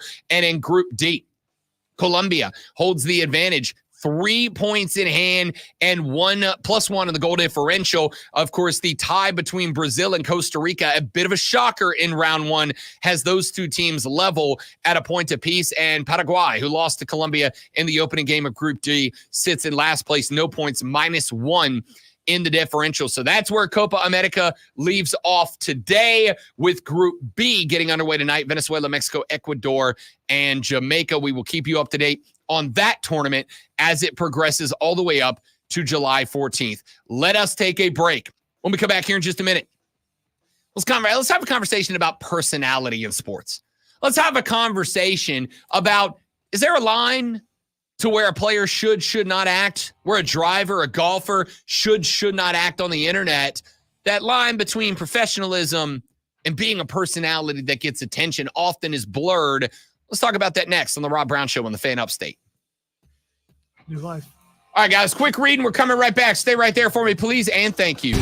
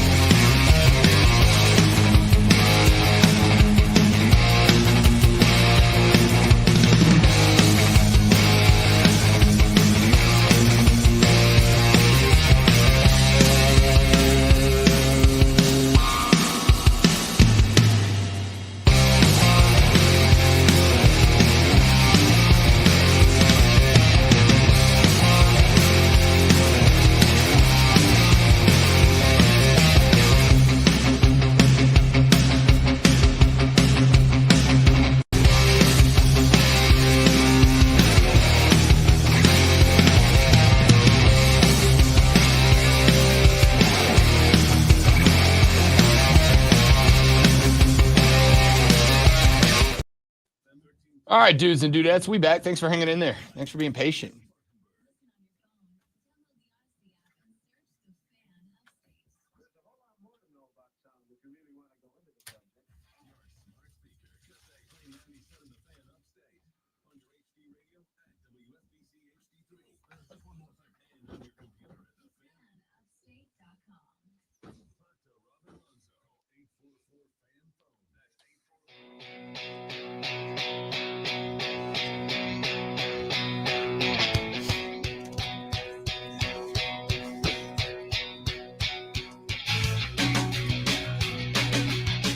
So, I've been involved with local professional sports for 17 years now, as long as I've been doing radio. Did it with a professional baseball team down in Pensacola, professional baseball team in Jacksonville, obviously very involved with the Greenville Triumph, the Greenville Swamp Rabbits, the Greenville Drive. I like being involved with local professional sports because, as I have said many times, I believe that a bit of the bedrock of a good community is sports. It is, I would argue, one of the few places that I actually think a little bit of tribalism is fine. Now, I don't want it to carry over into your real life, right? Like, I think hooliganism is a little bit over the line. I think getting into fist fights over your team is a little bit over the line. All right, thank you for defining that, because I was wondering where hooliganism starts. Yeah, hooliganism is a European soccer thing where people are willing to throw blows just because you're wearing a different jersey from them. It's dumb, and I hate it. However, there was a time where we had news stories where people were stabbing other people. Oh, you still do. And it was like Gamecock, Clemson stuff, and it's like, dude, it's in the end, it's just 100%. a game. Chill. There's always those buttholes out there that kind of ruin it for everybody, right? So, with that being said, I do like when a community is really centered around its sports. And for, small town USA, ordinarily that's high school football. When you get up into the bigger cities, it's going to be college ball of all different levels. When you get into even the bigger cities, it'll be your college teams as well as maybe some low-level pro teams. And then when you get into the biggest cities, it's NFL, MLB, NBA, MLS, NHL, whatever. But when it's low-level professional sports, one of the things that I think these teams have to do is to show some personality. I think one of the things that you have to do is to show some personality, is to show that you are connected to the community in more ways than just, we're proud to be from Greenville, right? It's getting out there and doing stuff and being involved. And considering that one of the most important things going on in the world for anybody that is in the, what did JJ Redick call it? The engagement farming industry, is having a brand, being present online. Well, there is an employee of a NASCAR team, JD Motorsports, that is in a little bit of trouble right now. There was an employee for the motorsports company who is the tire changer for JD Motorsports. During a rain delay, one of the tire handlers was on the JD Motorsports Twitter page. Gentleman, and I just lost his entire damn name. Something Dorman. I should know it because I care about this story. I actually really like this story. So one of the JD Motorsports pit crew chief, or pit crew tire changers, jumped on the JD Motorsports. Now, I say why. They didn't actually say who the employee was. But the JD Motorsports account sent out a meme of the Hawk Tua girl. Now, if you don't have social media, or you do have social media, but your feed is predominantly filled with cat videos and inspirational quotes on pictures of clouds. Oh, it probably showed up there too. It probably did. The Hawk Tua girl got very famous very quickly on the internet for using a very hilarious way of describing a particular action within a particular, shall we say, adult-oriented act that involves a specific piece of the male anatomy. I'll leave it at that. That's about as classy as I can make it. Wow, I don't even think you needed to go that far, but okay. I mean, I need the people to know what we're talking It's about. out there all right? now. It is what there's nothing shameful in that. So, Hawk Tuah girl made this reference in an internet video that went extremely viral. Well, last weekend, during a rain delay, somebody jumped on the JD Motorsports Twitter account, put up a picture of the Hawk Tuah girl, and wrote, "Current situation. Place qualifying has been rained out. P36 for Amani Williams, P34 for Garrett Smithley, the two drivers representing the motorsports." Well, when asked about it, that tweet was immediately pulled down. That tweet was deleted from the account, and the employee who put up the tweet sent out a tweet from his personal account that said, "Well, boys, I went out on top." The Athletic's Jeff Gluck retweeted that and wrote, "This is why we can't have nice things. Honestly, isn't being a little edgy exactly what a small team should be doing on social media? Good try, R. Dorman 19. I thought it was pretty funny." Now, here's what's very interesting about this. JD Motorsports deleted that tweet, obviously doing so with the belief that, considering the adult theme behind the Hawk Tuah meme, that it wouldn't be appropriate or family friendly or whatever. Except here's the thing. It got them more attention, likes, quotes, retweets than any tweet that's ever been sent out from that account. And B, once the individual employee tweeted out, "Well, boys, went out on top," thousands of fans ran to his defense saying it's funny, it's edgy, it's a good meme usage for a rain delay considering what Hawk Tuah is. It's great memeage from this account, to the point that they got way more heat for putting the guy under fire for a funny tweet than the tweet itself got in the grand scheme of things. And my take is this. Jeff Gluck is right. This is exactly, if I was running, and this may cost me a job in the future, who the hell knows? If I was running social media for a little fringe team, especially a fringe team that's running against the top teams in the sport, right? This isn't the USL League One of NASCAR. This is the top level of professional sports. If I'm running the account, this is exactly the kind of stuff I'm trying to work in. This is exactly when I went out there. I want that out there because it got the brand recognized in a way it had never on Twitter been accounted for before. If that's not for you, if the Hawk Tuah meme makes you uncomfortable, then don't follow the team. But being edgy and getting out there on the front foot of memeage like this is how you build a brand and get recognition, which is how you grow. The fact that they even threatened this catch job for it, for me, is just very, very silly in the grand scheme of things. And I know there's going to be a lot of people who disagree with me on that. We're up against it, but when we come back, I'd actually like Lonzo's take on this. Oh, I have it's a quick one. It's NASCAR. How is this out of, I mean, this fits more in NASCAR than probably just about anywhere. I mean, Dorman, when asked, "What do you mean by that?" said, "I've been removed from JD socials, didn't meet their beliefs, had to delete it." Reality is that is funny. It got like 53 quote tweets in like a minute and a half, more engagement than that count has ever gotten before in that limited amount of time. My man got the brand recognized and they kicked the legs out from under it. That's a bad move. He's still not getting his job back, probably.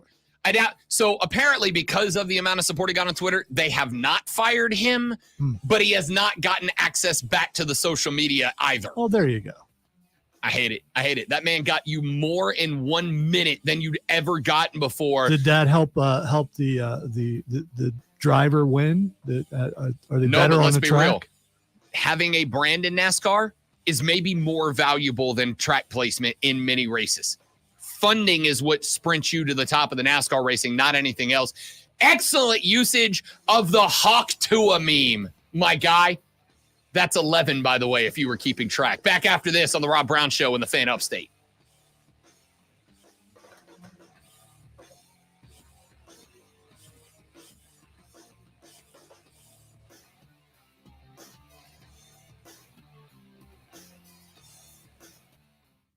Now, if it is a Christian outfit or a religious outfit and it's their car and you know that they're this way when you take the job and you know you're going up against something, and then you deserve to be punished. But who knows? I don't know.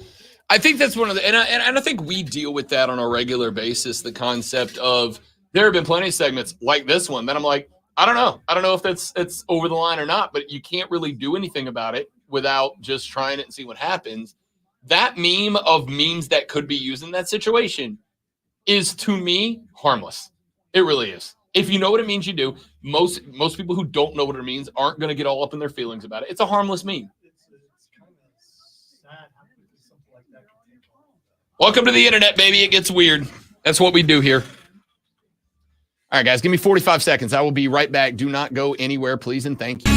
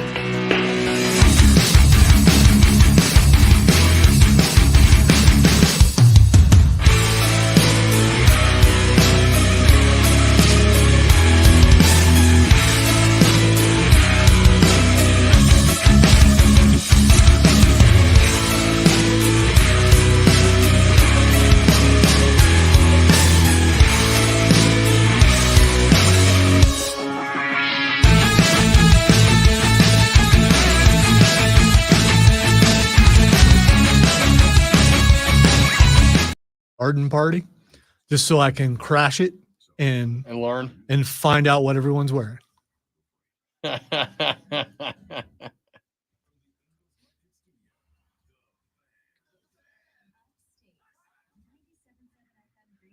Eventually, maybe they'll recycle themes so I can wear something that I've worn before so I can get my money's worth.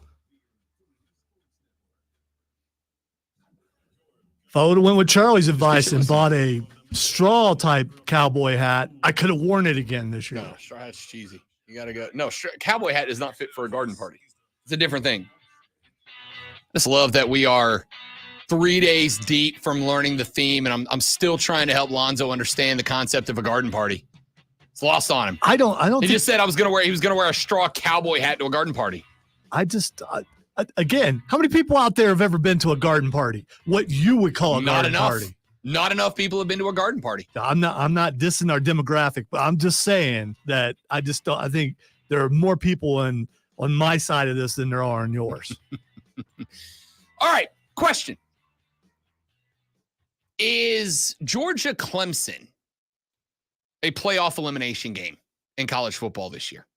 Is it an elimination game? It is for Clemson. Is it, let's say Clemson wins that game. Is it for Georgia? If Georgia loses a game right out of the beginning of the gate, would it potentially drop them far enough down in the rankings that making a sprint back inside the top 12 becomes an untenable proposition? Because they play in the SEC, all they have to do is win some SEC games after the loss, and they'll be right back into the top 12. Honestly, that's a belief held by a lot of people. Yeah. That's those SEC bonus points. And there are Big Ten bonus points too. Whereas Clemson can't afford the loss. I honestly, I think that's a very fair take. I think it's a very fair take. There's an article up right now from Alex Turry on yahoosports.com where he breaks this down. He says, entering the season as underdogs, Clemson often excels in this role, consistently delivering remarkable performances when the odds are against them. The opening game presents a golden opportunity for the Tigers to make a significant statement and regain momentum. A victory against Georgia would be monumental, setting an exciting tone for the season and reestablishing Clemson as a powerhouse in college football. Such a win would energize the fan base and position the Tigers for a thrilling and potentially dominant season. The high-profile matchup is more than just a game. It's a chance for Clemson to prove its critics wrong and demonstrate there is still a force to be reckoned with. However, Athlon Sports wrote the following. Clemson is unlikely to make the college football playoff. If it does, given its recent propensity to struggle in ACC play, it might need to secure an early upset win over Georgia. Certainly, it will need to win one of the two games against Georgia and Florida State. It's easy to forget that offensive coordinator Garrett Riley enters the second season at Clemson. Perhaps head coach Dabo Swinney allows Riley to make his offense his own. On the other side, Georgia doesn't need to win this game to make the playoff. It can all but ensure Clemson doesn't make it with a shutdown performance in week 1. I will say this. The one thing Clemson must avoid is a blowout loss to Clemson. I actually agree. I do not think there is a path back if you get blown out by Georgia. And I don't think that there is a path out if you get blown out, with one exception, great one. You have to outright win the ACC at that point. Yes. That's it. Yeah. I think if you get blown out by Georgia, if you lose to Georgia, let's say Georgia walks you off with a buzzer-beating field goal, like I think there's a path back from that maybe does not involve winning the ACC, right? Now, I do think it would involve, if you lose to Florida State winning the ACC. I think it would involve whoever you lose to in the ACC. If you lose an ACC game and end up 10-2, I do think that it would involve you having to have that team go on to win the ACC and give you some SOS points down the road. But I think if Clemson gets blown out by Georgia, the only path back at that point is to win the Atlantic Coast Conference outright. Texture just said, Rob, is it an elimination game? Really? Could Clemson not just win the ACC and get in the way it's set up? Yes. But again, I think it's especially if you get blown out. I guess the better question, or the more dialed in question, would be if Clemson gets blown out by Georgia and does not win the ACC, is there a path? Is there a path to check in at number 12 if you get the doors rocked by by Georgia, and then let's say you lose a close contest with, let's even make it as best as we can, eventual ACC champion Florida State. Yeah, but I think if you get blown out by Georgia, the only other than winning the ACC, you have to at least be playing for the ACC championship to be in the conversation. If you're 3 or 4 like you were last year, no chance. I would agree with that. I think the ACC is getting 2 teams in. The problem with the ACC getting 2 teams in is that one's going to be the champ and the next will be the next best team. And more than likely, the next best team is the team that plays in the ACC title game. Scratch that. The next best team will be the team that plays in the ACC title game. So at the very least, Clemson's got to make the ACC title game. And here's the reality. The reality is 10-2 might not be good enough to get you in. 10-2 might cost you. With a secondary loss in the ACC, 10-2 might leave you just left out of the ACC title game. And if that's the case, I don't think there's a guarantee you're grabbing that 12 or 13 spot. You could end up being, 11 or 12 spot. You can end up being 13 or 14 at 10-2 and not getting in. I'm not saying that Clemson, Georgia is a must win. I don't think it is. What I'm saying is if you don't find a way to win that game, if you don't find a way to upset Georgia, and it would be an upset. Again, the point spread has gotten wider, not narrower, since they introduced it a month and a half or 2 ago.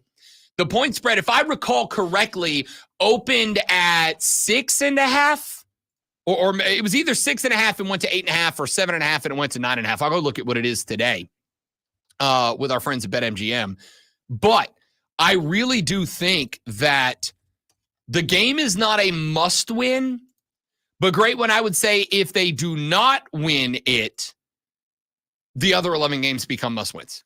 Because I think you have to guarantee yourself at least a spot inside of the ACC championship game to get in. I'm not saying you necessarily have to win it, but I do think you have to be in it.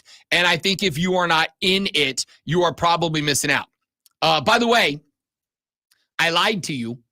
I said 9.5. That line now, Lonzo, is at 13.5. Clemson is a 2-touchdown dog at -110 with Georgia right now. Does that surprise you? I mean, not really. Okay. Not really. It doesn't. I thought it was going to be 10.5. Could it go any higher? Yeah, it absolutely could. This is one of those lines that I think is going to stall out. There's 3 ways. I've said this before. There's 3 ways to bet a game. You bet the early line because you think the line is not where it should be. That is like, and I'll give you a perfect example of that. If you are a believer that Georgia is going to win this game by 2 tutties, when this line opened at 7.5, 8.5, wherever it was, you grab it immediately because you believe that, as has happened, that line's going to move closer to 13.5. If you grabbed it when it dropped, you only need Georgia to win by 9. If you grab it today, you need them to win by 14. The second way to bet it is to wait until the very minute the game kicks off. And what you're doing in that spot is you're seeing if Vegas overreacts to the money that comes in. So let's say this line settles at 13.5, and the overwhelming majority of people believe that Georgia's going to win by 17 or better.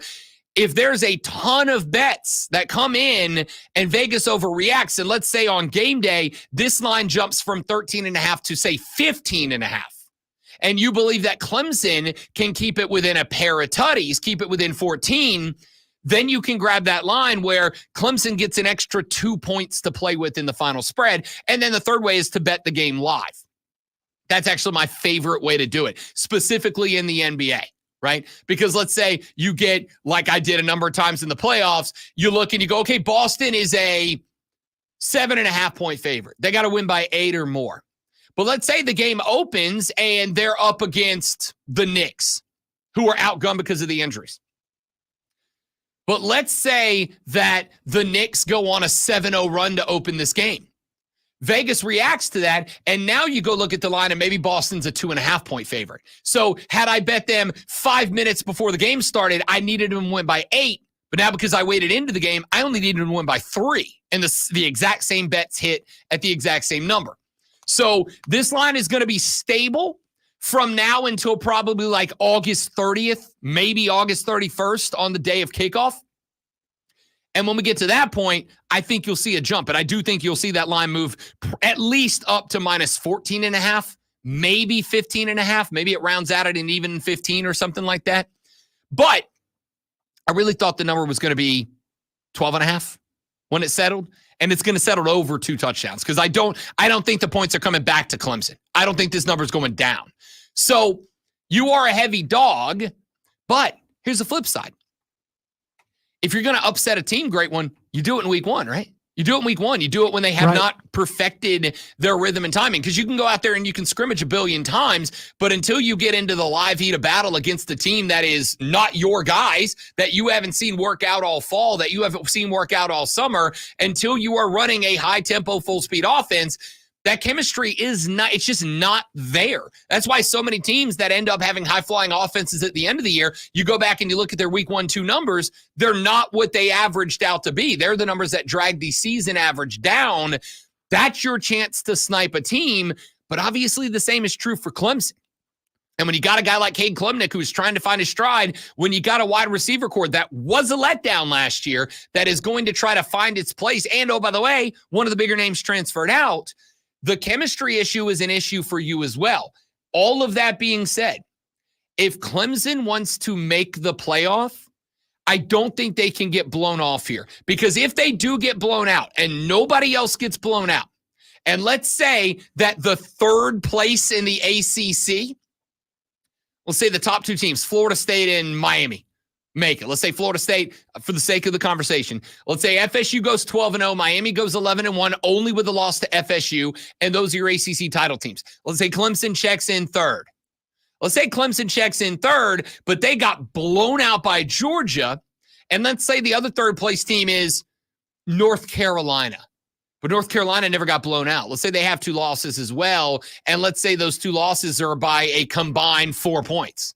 North Carolina is going to get the higher ranking, and that third-place ACC team at the best is going to be fighting for spot 11, 12, 13, 14, which means that if North Carolina gets slotted one above Clemson in the final rankings, and that comes down to 12, 13 instead of 11, 12, you're going to get that blowout at the hands of Georgia would be what cost you a playoff spot. The only thing Clemson cannot do in this game is allow Georgia to cover the spread. See, I agree with all that, but I just don't believe a third place ACC team can make it. And according to rank, with you look at the teams that are in the SEC, and especially the teams that are coming into the Big Ten this year, if a third place team in the SEC or the ACC is going to get ranked way above it, on the SEC or Big Ten, they're going to get ranked above the ACC team. It just this is going to be interesting, this being the first 12 team. It's going to take a couple years before this thing gets comfortable, but Clemson needs to win that game. I really don't disagree with you. At the end of the day, if you want to make sure you're in a playoff, win this game. Win this game. Because I think if you lose to Georgia, but you lose to a Florida State, or if you beat Georgia, but you lose to a Florida State, you lose to a whoever, you're still in the ACC title game. If you have 2 losses, even though you're looking at conference rankings first, I don't know that anything is guaranteed, but more importantly, that's going to be the spot that dings you in the end of season points rankings and on the old eye test that a lot of people are going to determine. And I do agree with Lonzo, a team that is third in the SEC is going to be ranked higher than a team third in the ACC. A team third in the Big Ten is going to be ranked higher. I'll be straight up.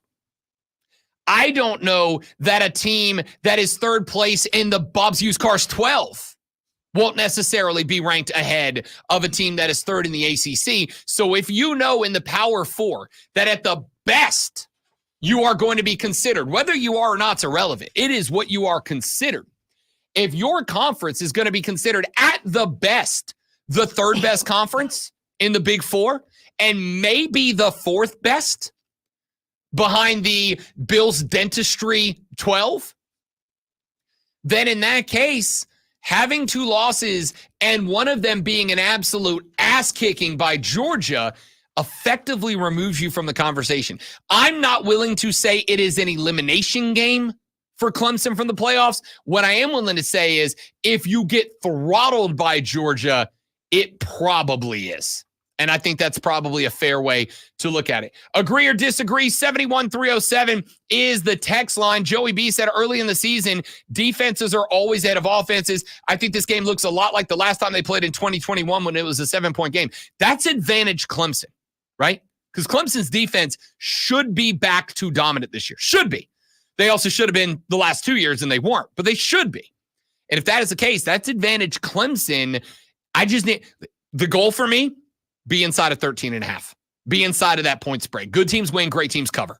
That's the mindset I'm taking into this matchup. Dabo's mindset's got to be go win the damn football game. But the mindset for me, if Clemson wants to make sure that even at 11-1 or maybe 10-2, they're in the conversation, is don't get your doors blown off by the dogs. Let's take a break. Coming up in the next hour of the show. So what does the full season preview look like for Clemson? ESPN gave their thoughts. We'll talk about that. But in the next segment, we got to talk video games. EA Sports College Football is coming back. They rank the 10 most difficult places to play in college football. Would they get right? Would they get wrong? We'll do that after Lonzo charms your pants off, literally, with this sports flash. Up to the minute, upstate. Wow. Wow, then I just totally messed that up. All right.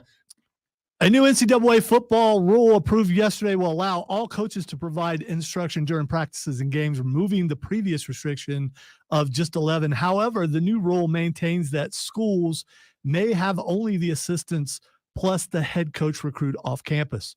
Just picture you're hearing the music. The Braves second game against St. Louis Cardinals was rained out yesterday and will be made up as part of a split doubleheader today. First game will start at 12:45 with Ronaldo Lopez on the hill against Kyle Gibson. Game 2 will see Bryce Elder in his return from a AAA Gwinnett at 6:45. Chris Sale's next start will be tomorrow against the White Sox.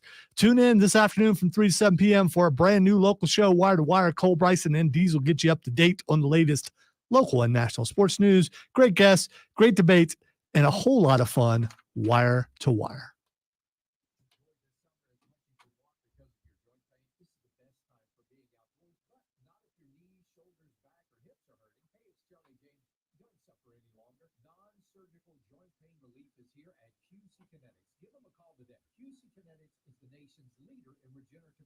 I'm talking lasting joint pain relief with no surgery, no drugs, and no downtime. QC Kinetics advanced treatments harness your own body's ability to restore and repair damaged joint tissue, so you can walk and run and hike and play golf and move again pain-free. Yeah, I messed up, Steven. Thank you for noticing. Well, everyone knows. So I could either take the time to find the bed to get it in there or just read. Okay? I heard the bed in my mind, though.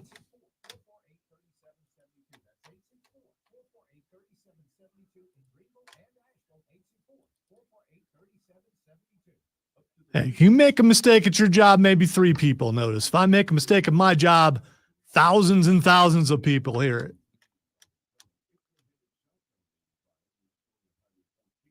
I'll do better next time or I won't.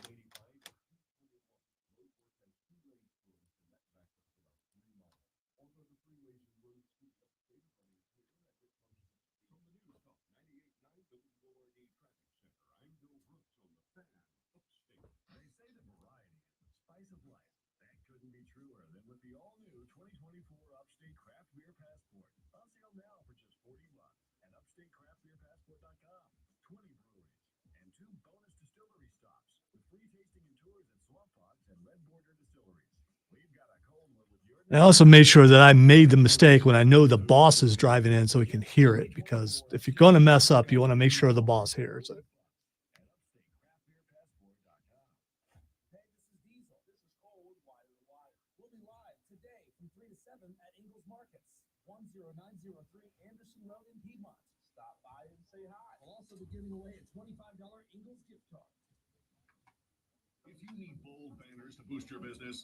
Because I'm really good with deflection, Rob saw this happen. He could have jumped in and helped me. He could have ran around here and put the bet in and hit play.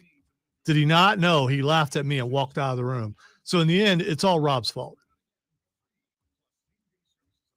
Horrible teammate.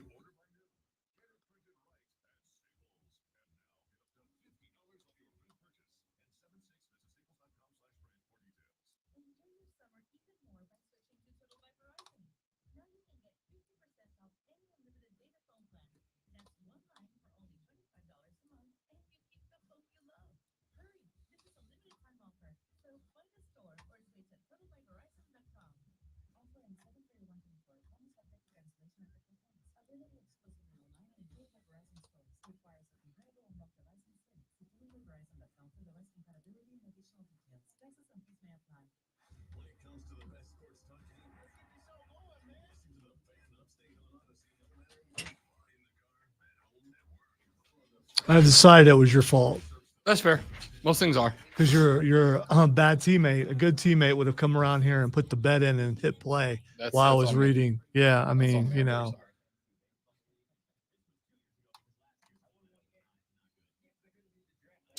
I will also say first decade Lonzo would have folded right there. First decade Lonzo. But working on third decade Lonzo. Took it on a chin and kept on rolling like a champ. And if you want to go back and like put the music underneath my read, you'll find out that I was on beat and on point the entire way. Say.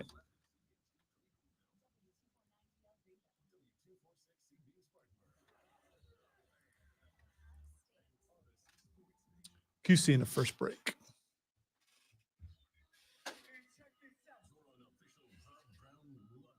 Was not. Yeah, you would deserve that. And for the record, what I do during that break is I leave, I go into the Fortress of Nerditude, I recenter myself, I listen to Lonzo's Sports Flash and judge him harshly without telling him what the results of said judgment were.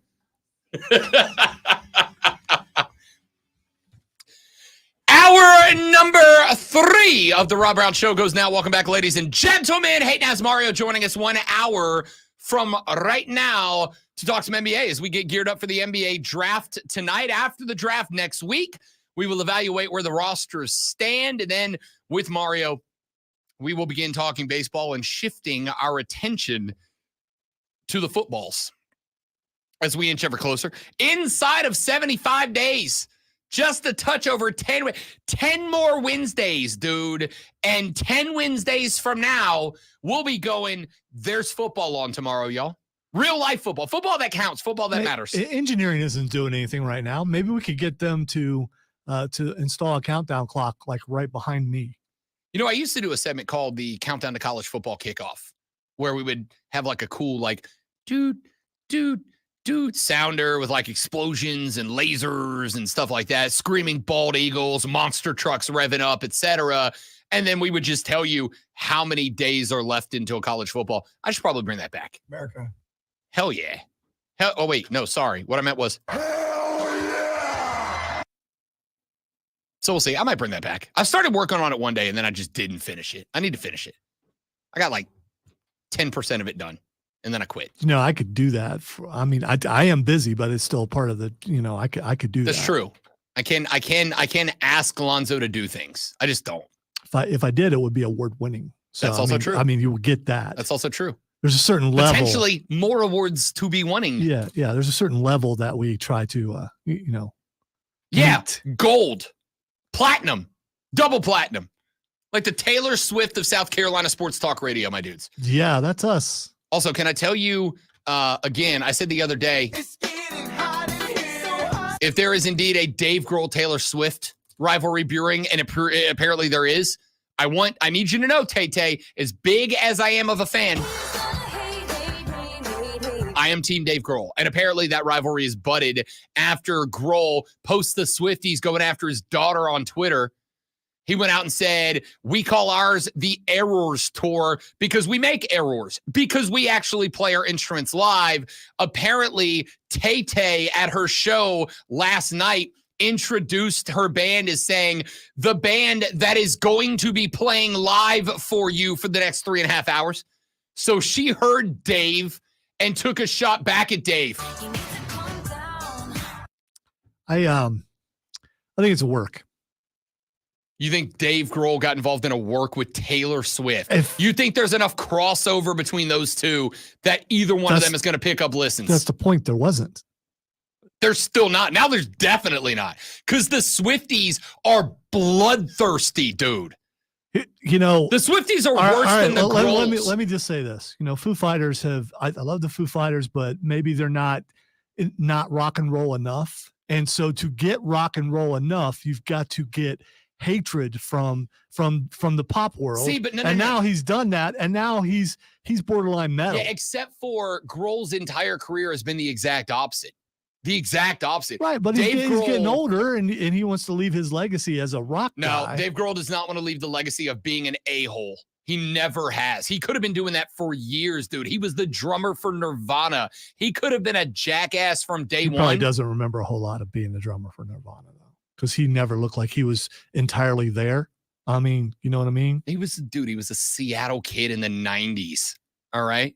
Bro. He was living his best life. I don't think he's that cat anymore. Mainly because he's like 50. He's not the same cat anymore. Love Dave Grohl. Listen, I'm fine. Love me some Tay-Tay, but straight up and legit, I'm going Team Grohl on this one. All right, let's get to this real quick. EA Sports, it's in the game. Please, I had a horrible flashback right there. I know. Don't do that to me. It's just like suddenly it's 5 years ago, and I'm just like, oh no. EA Sports is set to release its EA Sports College Football 25. It is honestly the most anticipated thing to happen to video games in years, man. It is one of the most successful franchises of all time. And we have had to wait like a decade since the last time that we were all able to virtually suit up for our favorite college football team. So I'm going to say this thing's going to sell a gazillion copies at midnight the night it drops. It is going to be the most downloaded game of the year, bar none, no questions asked. That's not a thought. That's not a speculation. That is a spoiler alert. It'll get played for 2 weeks and people will move on. Absolutely not. I can guarantee you that's wrong. It will. I can guarantee you can't that guarantee it's wrong. At the end of this year, it will be the most hours logged game released this year. Guaranteed. Guaranteed. It's not necessarily your cup of tea as your primary go-to game. It's mine.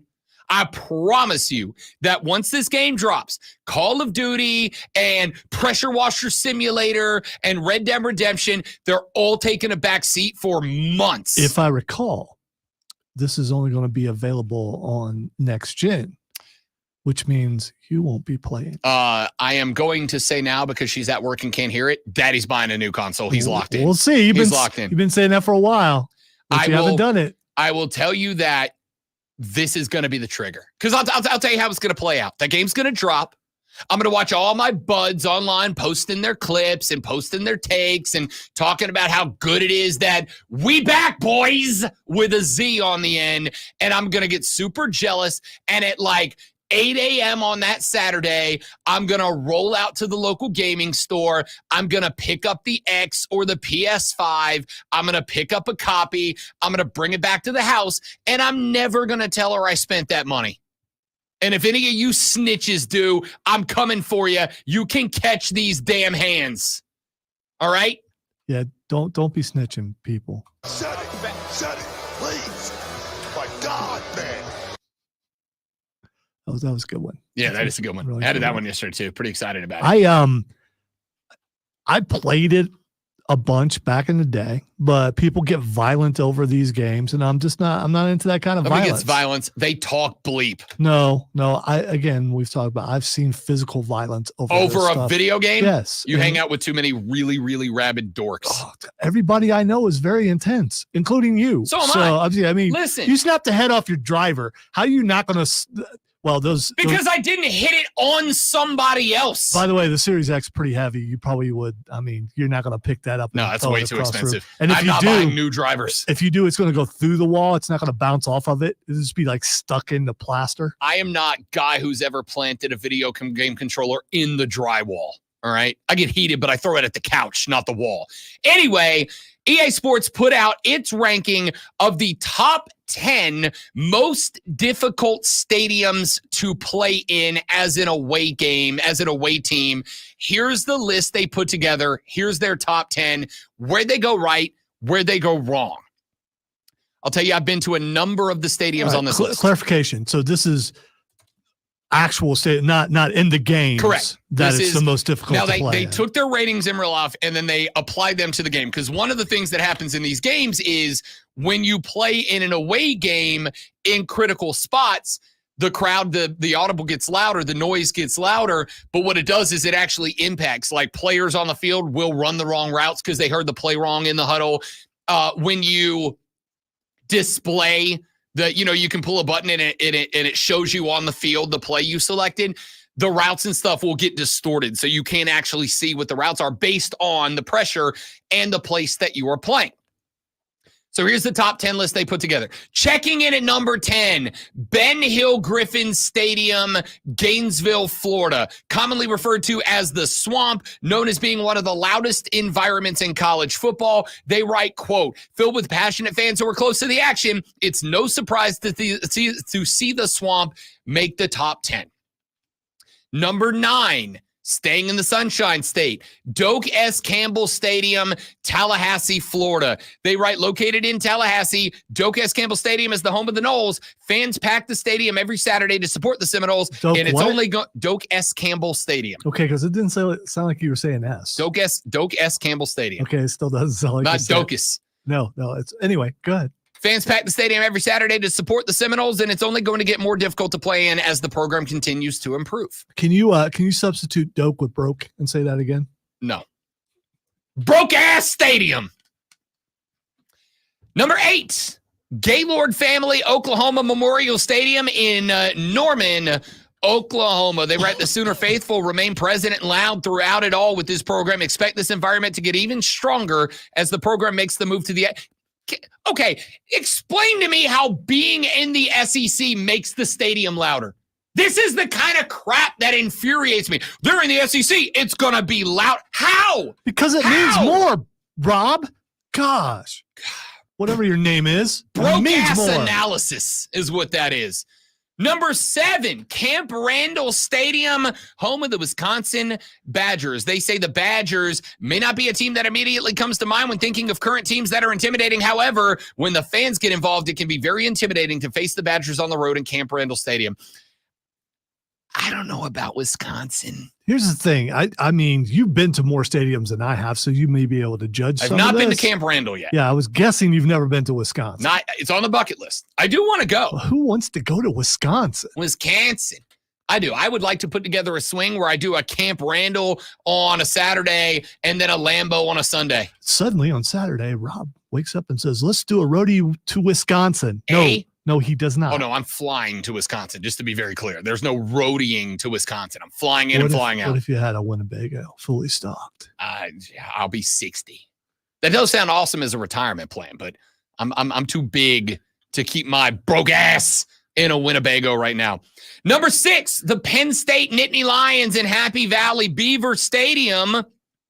They write, one of the greatest traditions in college football is whiteout games where Penn State fans pack Beaver Stadium wearing all white. It's so loud, visiting teams oftentimes have a difficult time communicating. Because of this, playing on the road against Penn State is not a trip many teams look forward to. I am going to say... I hate the whiteout, man. I hate that game. I got to tell you, it is the only color out in sports that I like. It's the only one I like. The whiteout's no joke in Penn State. Many have tried... One has succeeded, and it's the whiteout at Penn State. Number 5 on the list, Sanford Stadium, home of the Georgia Bulldogs. They ride home to the strongest of teams in college football at this point in time. Sanford Stadium, is full of fans who want one thing, to win it all. The Georgia Bulldogs have a clear home field advantage when hosting opposing teams, and fans can look forward to playing in it with the EA Sports College Football 25 video game. You go between the hedges in Georgia. Can I be straight up? This is the most obnoxious stadium. That's not true. That's not true. There's one more on this list more obnoxious than that. But Georgia's real close. Number 4, the Ohio State University, Ohio Stadium. They write, quote, the Buckeyes are one of the most historical programs in college football. The program has the widest reach, holding claim to the title of the largest of fan bases in the game. In any high-stakes game, this stadium gets absolutely rocking. I've never been there either, and it's very high on the list. I could probably work something out for you for that one. I do want to get up there. That is high on the list. Maybe I do a whiskey/Buckeye week vacation. They're a lot further apart than you think, but anyway. It just means more. Number 3 on the list, and I'm going to tell you, as somebody who has experienced 2 of the top 4 stadiums on this list, this one's too low. Tiger Stadium, Death Valley South, Baton Rouge, Louisiana. LSU is number 3. The real Death Valley. If that's what you want to call it. Yes, that's. I mean, it's true. They write, having to go up against the LSU Tigers is one thing, but having to face them on the road in a filled to capacity Tiger Stadium is a whole different problem to tackle. Commonly referred to as Death Valley, this is one of the most hostile environments in all of college football, especially when the Tigers have a quality team that's contending for a conference or national title. Number 3 is too low. This stadium is rambunctious, to say the least.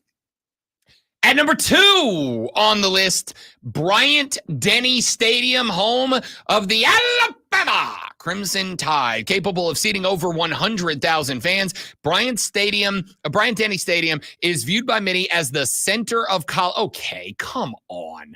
Stop it. No, the hell it's not. It is considered to be a legacy stadium, courtesy of one, the Nick Tater, Nick Saban. But outside of Tuscaloosa, nobody considers Tuscaloosa to be the, quote, center of college football. No, the hell they don't. Knock it off.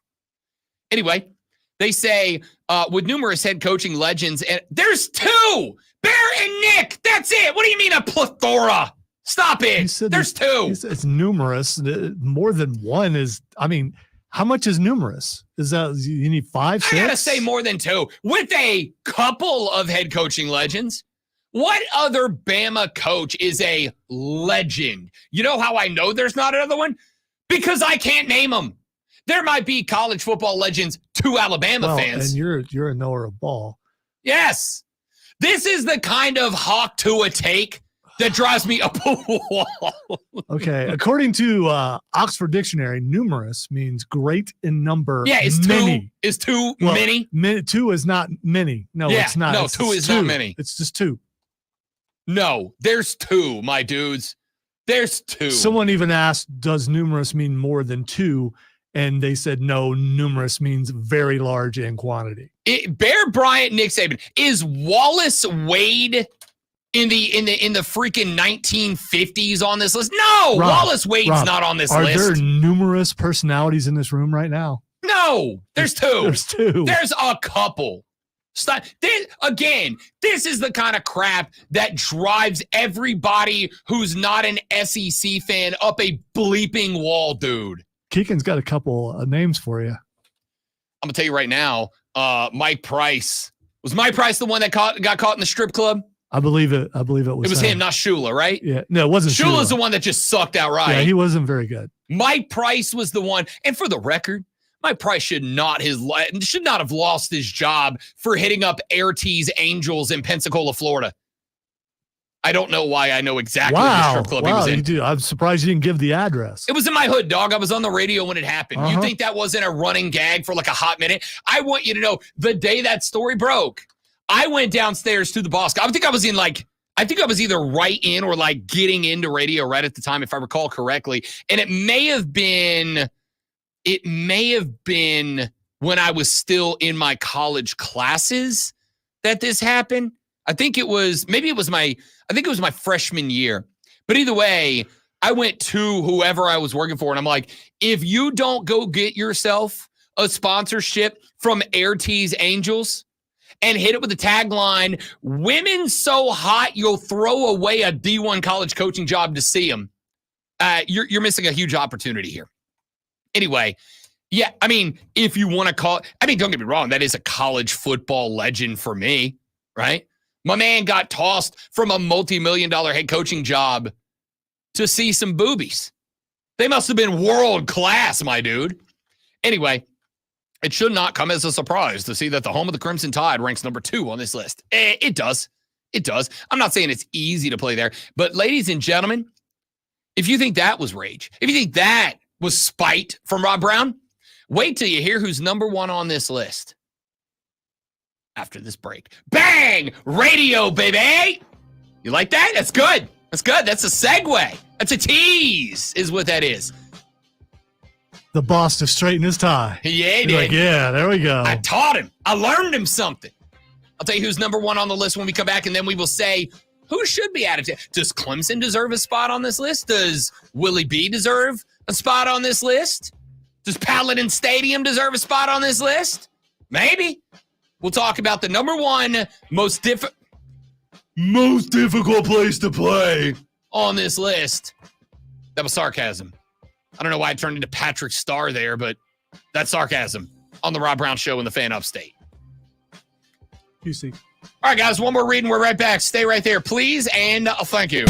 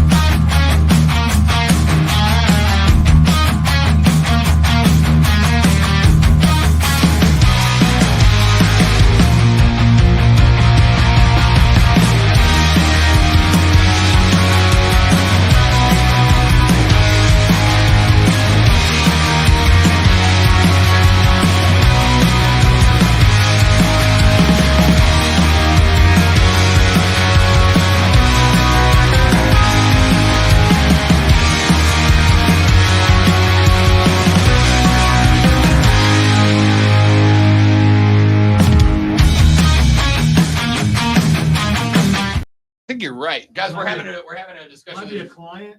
There's a guy in the parking lot in a light blue shirt and a peach jacket, which I just told Lonzo is appropriate garden party attire. But now we're waiting to see what pants he decided to match to it. I'm going either khaki. See, khaki wouldn't work because that's too many light colors. You need something bold on the bottom half. You need like a dark blue, like a navy blue. I'll bet he's wearing jeans. Jeans are an option here. Not garden party appropriate, but they are an option with that outfit.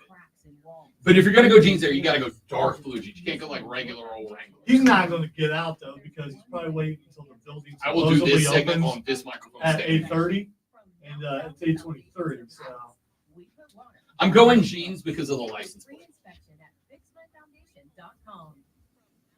yeah, but that's the name of the company. I understand, but Okay. like a construction guy is going a suit top with the jeans on the bottom. And I'm also going to go with light brown dress boots, like Chelsea boots. Chelsea green boots? No, Chelsea is a style of boot. Okay. Chelsea are the boots, the black boots that I wear that are slip-on boots with they're leather, but they're slip-on and they have the fabric between the heel and the front so that you can stretch them out and put your foot in. Hey, this is Matt Spears. Guy, come on! I told you he's not. Get out of the car! He thinks the building doesn't open until 8:30, even though the building doesn't open. And so he's waiting until 8:30. He's not going to get out. Or he's watching us on the stream right now and he's laughing his butt off. For a half second, I thought it was Will when he leaned forward. I was like, no, come on. Will would not dress like that. What are you doing, bro? We are being creeps right now. Today, sunny with a high of 97. Do all of these mics pick up stream feed? Or just No, the I ones that we're on? can, just the ones that are in utility, I can make it. No, that's fine. I was just curious. Sponsored by ChumbaCasino.com. Play social games online for free. Head to ChumbaCasino.com now. You could just run downstairs and find out after Y'all gonna be 8:30. looking at the man boobs because I might have to do the same at standing up. Well, I could send an email to the person who's probably recording them and ask Oh, them. that's true. Chris, Or we send need a security text. cam footage. Oh, there we go. We can get that. Specifically from 8:25A to 8:45A. No reason. New Life in the next break. 10-4.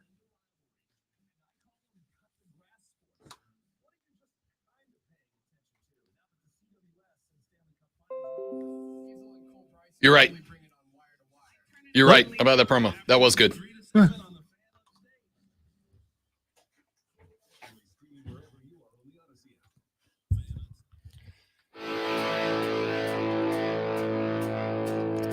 So we were talking about EA Sports ranking their top 10 most difficult places to play in college football on the road. The list so far begins with number 9, Ben Hill Griffin Stadium in Gainesville, Florida, a place that for many years, back in the old days of EA Sports college football video game, back in the old day, Florida was like consistently ranked number 1. I think I'm getting the impression, and I do not have the metrics by which they measured, but I think they were leaning pretty heavy on home record and success. Blue khakis, brown shoes. Blue khakis, brown shoes. Yeah, so I was right. We were being creepers during the break. There was a guy out in the parking lot that's wearing a peach suit jacket over a light blue shirt, and I was trying to tell Alonzo, that's appropriate, muted, but appropriate garden party attire.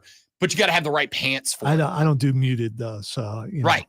Right. I actually own a very similar jacket. I call it my Mark Henry jacket. It's a good jacket.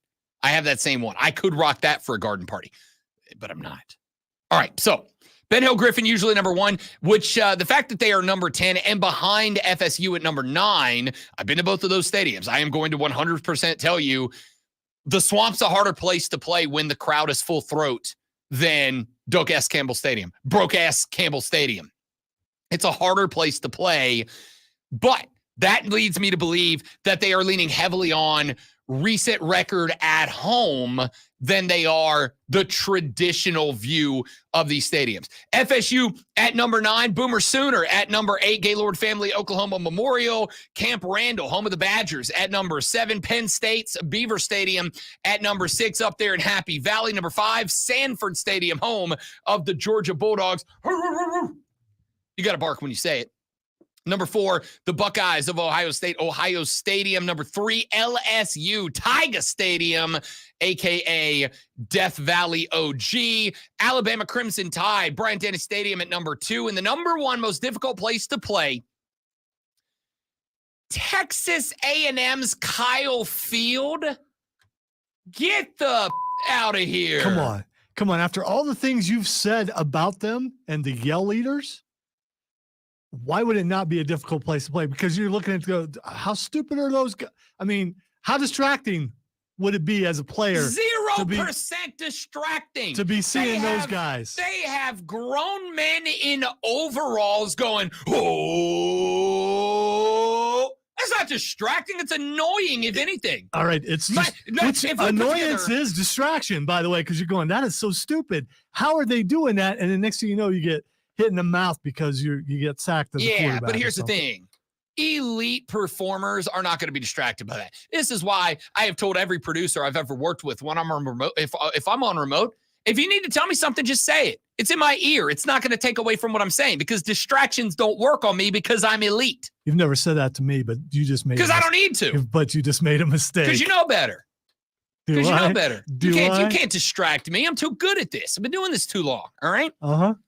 A&M is absolutely not the most difficult place to play in college. In fact, I would argue A&M, I would take any other stadium on this list before I took Kyle Field. I know that the Ags have this belief that the 12th man makes them electric. My dudes, you're just another crowd, guy. Just because you call yourself the 12th man. You know where the 12th man is? Seattle.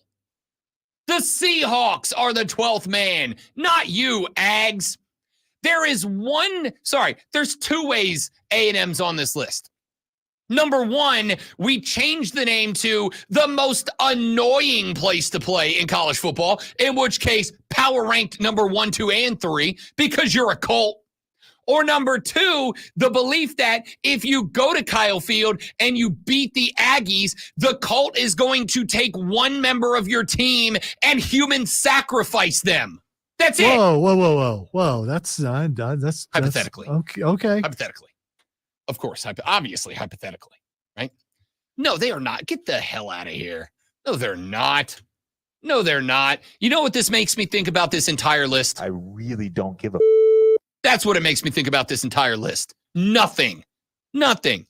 So, let me ask you a couple of questions. Number 1, sincere question, Lonzo. You've been there. You know it. I know you're not a fan. Death Valley's tough. Clemson, who would you bump from? Would you bump anybody from this list and put Clemson on it? I don't think there's any list where I would put Clemson on. Yeah, I'm not the guy to ask for that. No. Worst experience I've ever had was at Clemson Stadium. So, I mean, drunk guys threatening to throw my baby off the side of the makes it loud stadium because I didn't stand up and do the CLEMS. What is the next letter? I don't know what the next letter. I believe it is an O. N. No, they do that thing where they can't remember. Oh. Yeah. It's like, hey, Bobby, what's the next letter? Hey, Bobby. Bobby. I think it's an N, Joe. Okay. Hey, damn it, Bobby. What the hell? I will give you another one that they got wrong. I have been to both of these stadiums. LSU is not an easier place to play than Bryant-Denny Stadium. It's not. I have been to both. Now, there is a caveat with LSU. Night games in Death Valley.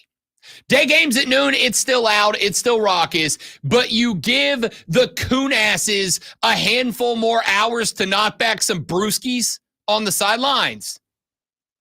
I promise you, Death Valley in Baton Rouge, Louisiana, that is a tougher place to play than Bryant-Denny Stadium. Like, significantly. And I'm not saying Bryant-Denny's an easy place to play. I think there's a spot on this list for Bryant-Denny Stadium. I would say Bryant-Denny Stadium deserves to go ahead of Wisconsin. I would say it deserves to go ahead of Florida State University. By the way, as somebody who has been, let's see, in fact, I should have counted this before. I have been to Florida.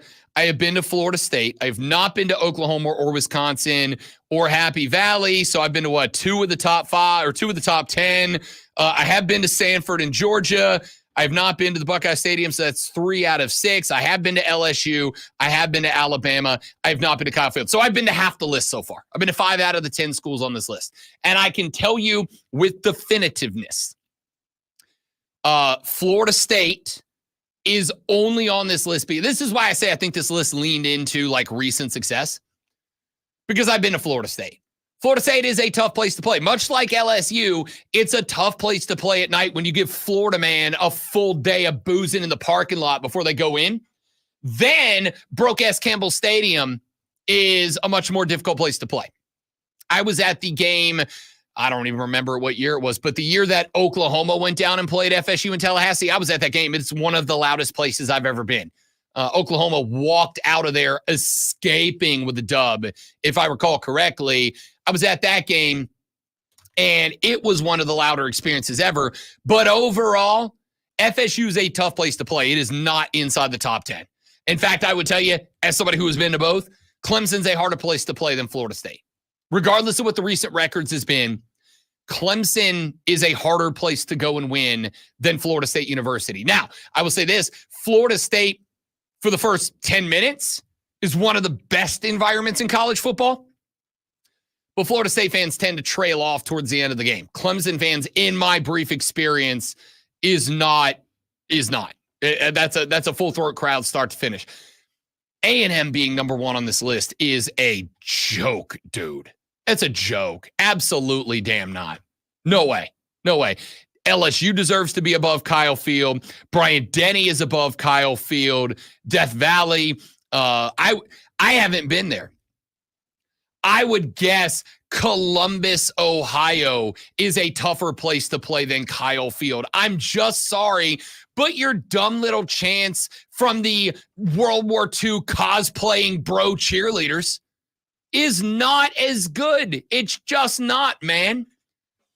Like, what are you doing? You're rocking a little Boogie Woogie Bugle Boy from Company B as your fight song? Knock it off, you dorks.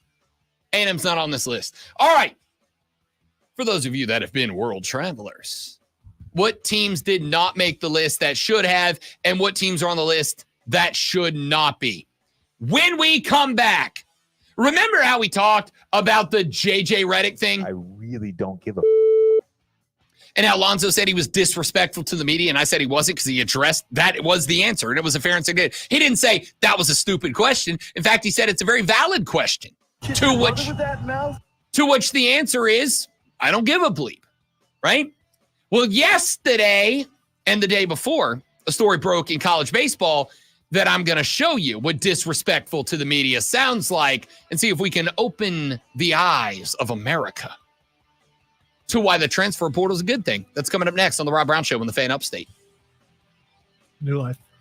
All right, guys, one more read and then we're back. Do me a favor. Stay right there.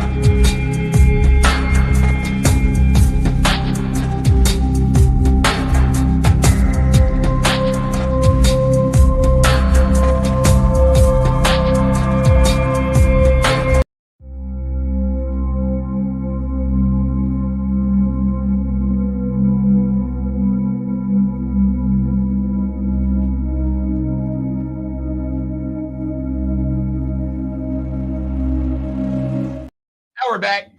So you're saying that the crazy thing you just did, you wouldn't have done if we were. No, I did anyway. Yeah, because I think you would have. Starting my 1.75 journey from the beginning and go. Catch up, Mark. We had a good show today. Good show today. Laced with wonderful topics like the difference between creeks and rivers and ponds and lakes. Spoiler alert, there's not one. Allegedly. Words don't mean anything anymore. Like I said, the difference between a creek and a river is the difference between porn and art. I can't define it, but I can tell you when I see it. Going home, get me a nice beach chair and going down by the creek and just sitting there. You mean going to the beach? Yes, going to the beach. There's a bit of sand up on the side when there's been some heavy rain. So yeah. Or maybe I'll get some play sand, take it down there and make my own beach. So if you go down to the side of the river and then you just dump out like a bulldozer, like one bulldozer's worth of sand. Right. Does that immediately make you on a beach? I think so. I think it does too, right?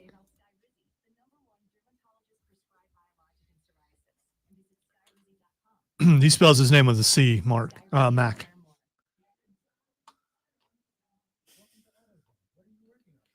There's no K in there. Hey, what if Mark wasn't his real name? Wouldn't that be funny?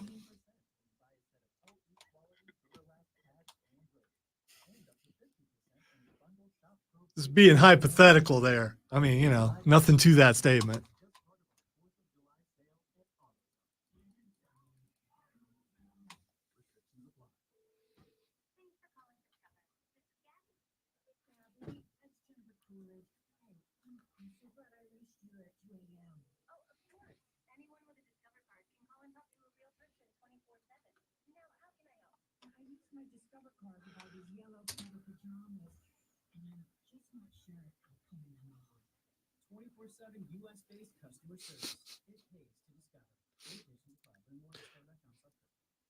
Odie just texted me, beaches come from a can. They were put there by man in a factory downtown.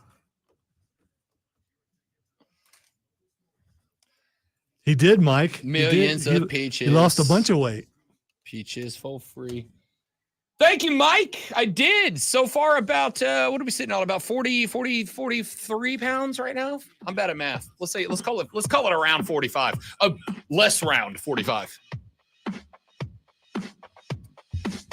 So one of the arguments that I leaned on during the introductory period of the transfer portal was that this is like one of the few spots in America that we get mad when people decide, I'd like a better opportunity now, please and thank you.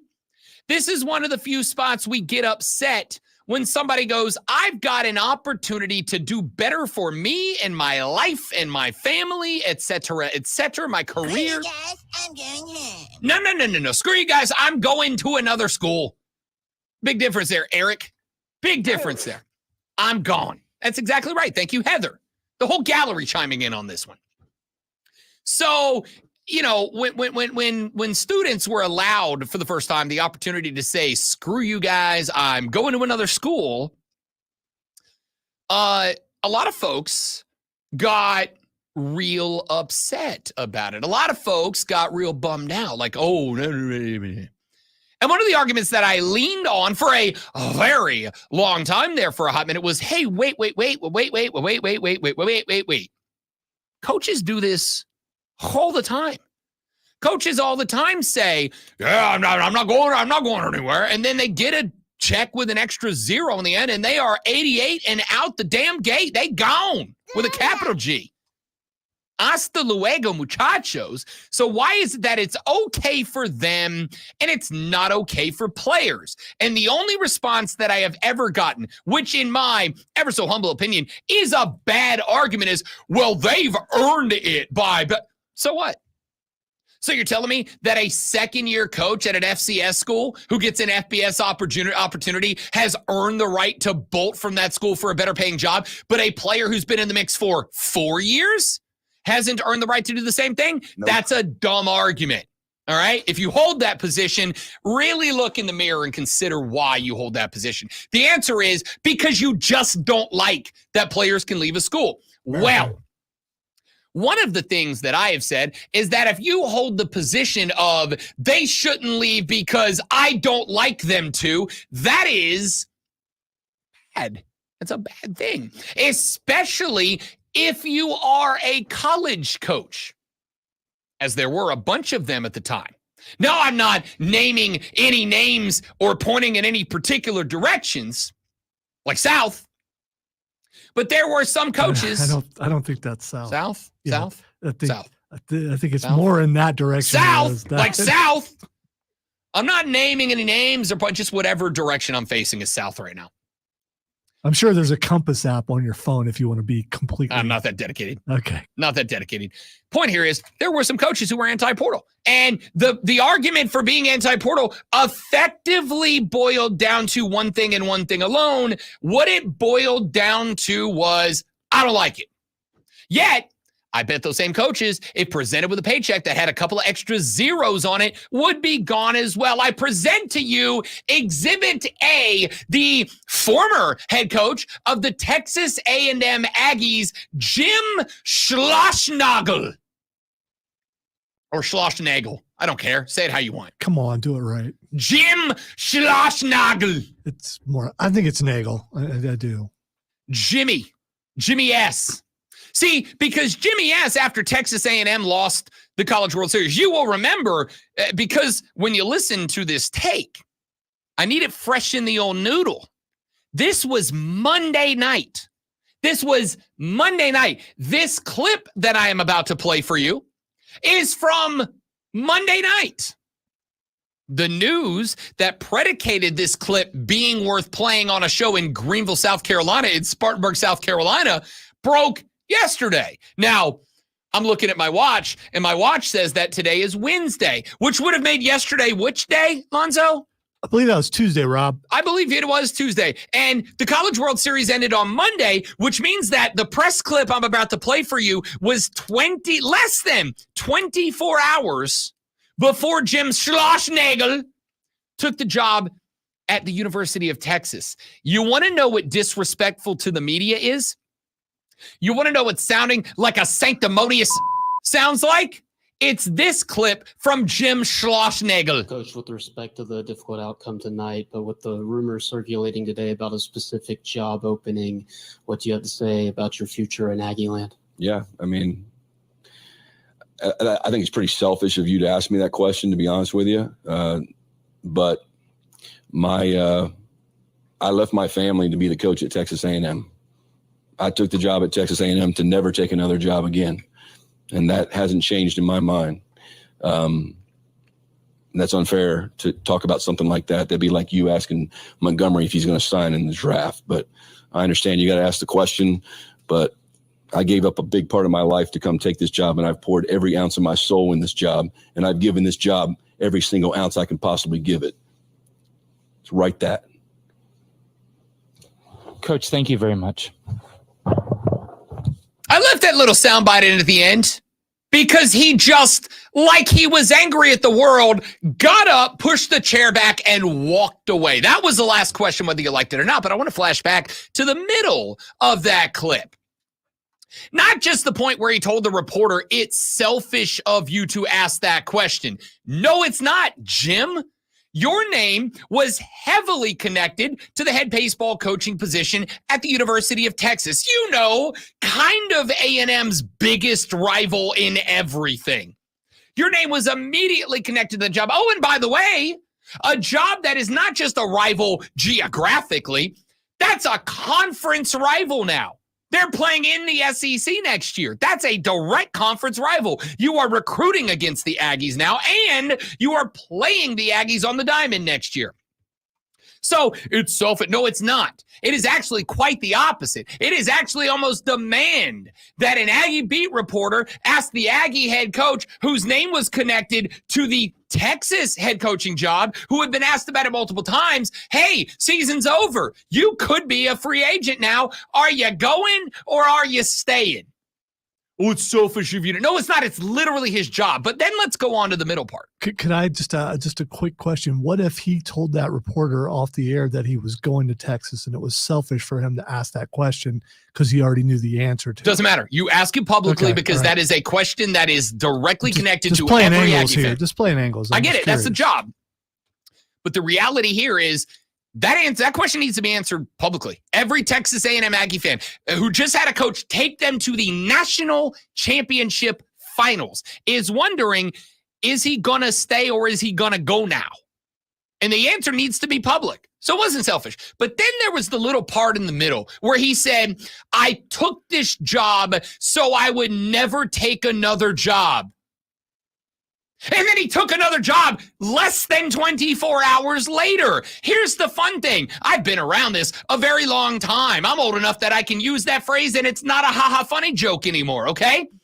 That contract doesn't get signed in a 12-hour period. That's a negotiation that goes on for a minute, which means that Jim Schlossnagle was negotiating with Texas while he was coaching the Aggies to a national championship appearance and a silver medal in the NCAA baseball championship world, and knew good and gosh darned well that he was going to sign that contract the next day. And yet he sat up there like a sanctimonious ass and chastised the reporter. You want disrespectful to the media? That's the definition of it, because that man knew he was gone, but he went, oh, no, I took this job, don't have to take another job. I poured every heart and soul, every ounce of me into this job. Write that, you little jerk, because that's what he said.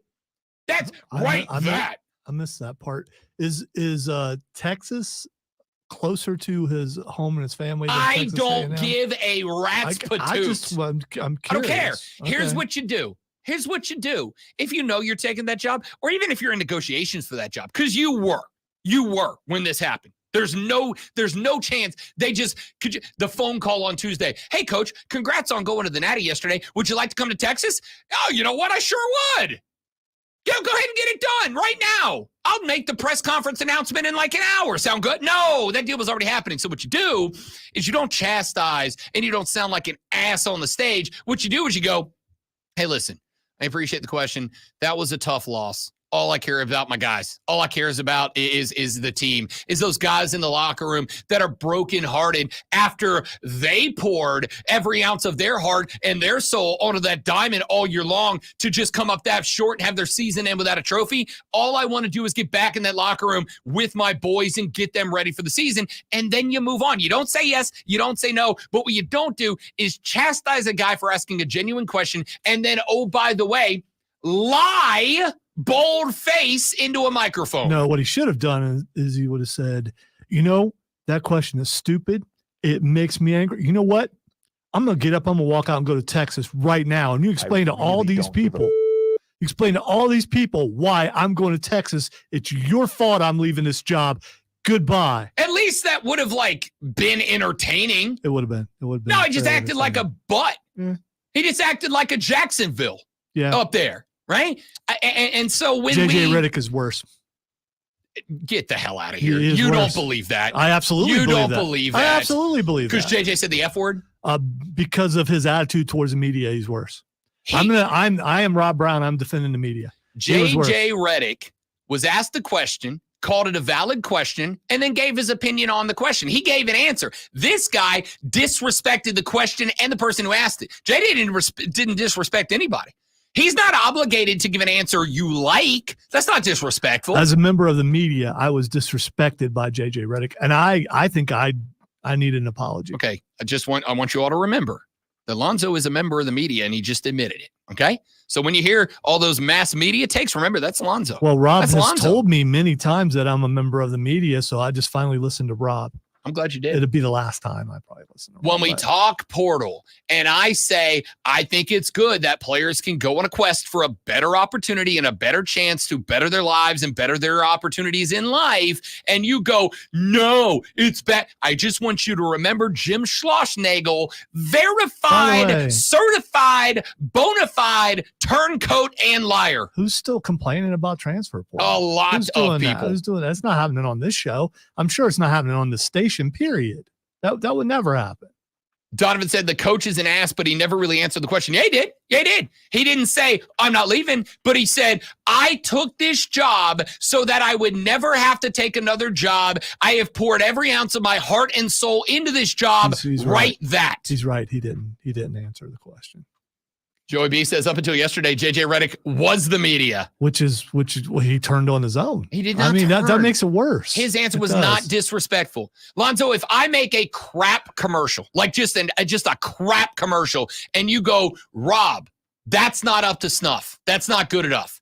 Do I get to go, that's disrespectful, Lonzo? That's disrespectful. Now I have to go win a Super Bowl. No, you get to go, this is my opinion. My opinion is this thing's bad. It doesn't mean I'm disrespecting. The Kansas City Chiefs have to do with this. Because that's what happens when disrespect. Oh, we need to get somebody to disrespect us before August. We got to get somebody say something mean in the chat right now. Yeah, just look at the text line. Somebody call me. I don't even have a text line up. Just look at it. I'm sure fair. something mean has already been said. That's fair. Texture says it ain't the reporter's problem that he left his family for a job and feels bad about it. Yeah, no, I don't care what the reason is. You lied and made that guy look small because of it. That's a jackass move. All right. Donovan says, no, you tell him that you poured all your heart and soul into that ad. Yeah. Lonzo's going to pour all his heart and soul into this Sports Flash. Hating ass Mario on the other side. I'm not putting my heart or my soul into this, but I'm going to read it. Lots of things going on in the NBA last night leading up to tonight's draft. It's better with music, isn't it? The Brooklyn Nets sent forward Mikal Bridges to the New York Knicks in return for 4 unprotected first rounders and 1 protected first rounder, as well as a second rounder spread out through 2031. Someone explain all that to me. The NBA draft starts at 8 p.m. tonight, and the Atlanta Hawks have the first pick. Make sure you tune in for that. The Panthers aren't the only team getting renovations to their NFL stadium. Jacksonville's City Council approved a $1.4 billion in upgrades to Everbank Stadium, of which $775 million will come from the city. The deal comes with a 30-year non-relocation agreement and limits the team to 1 home game in London per season. Tune in this afternoon from 3 to 7 p.m. for a brand new local show, Wire to Wire. Cole Bryson and Diesel get you up to date on the latest local and national sports news. Great guests, great debate, and a lot of fun, all Wire to Wire.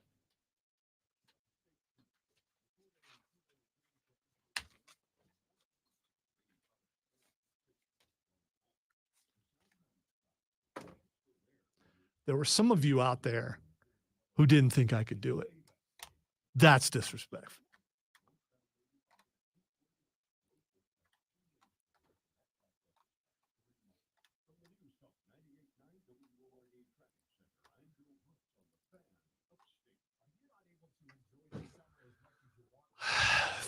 Thanks, Joe.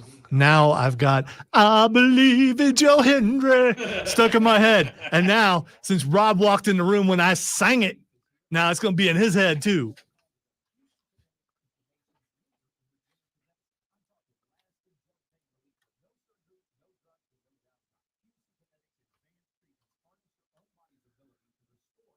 Have you seen Mark Henry's post where he says, I believe in Joe Henry?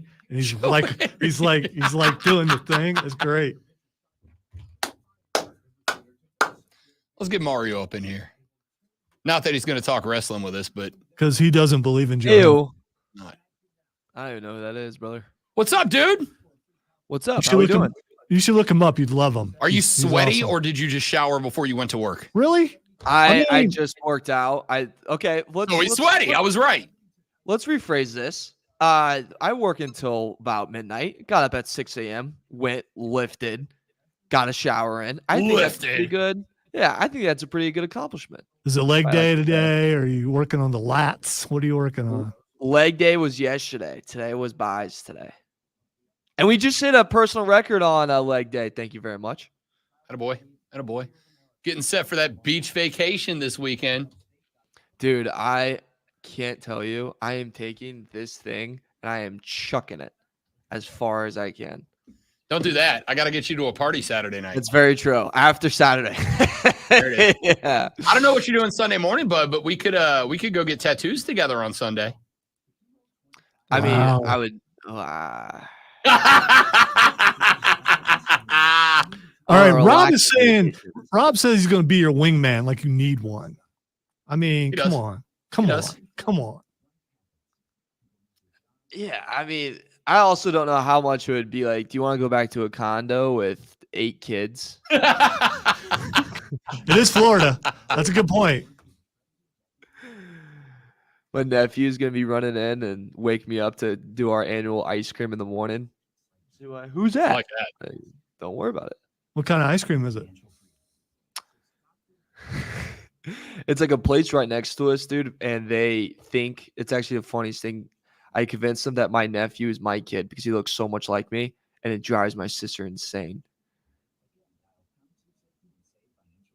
That should have been funnier, but No, it is. Rob tries to claim his nephew, so that's why I was making that face. Yeah. it's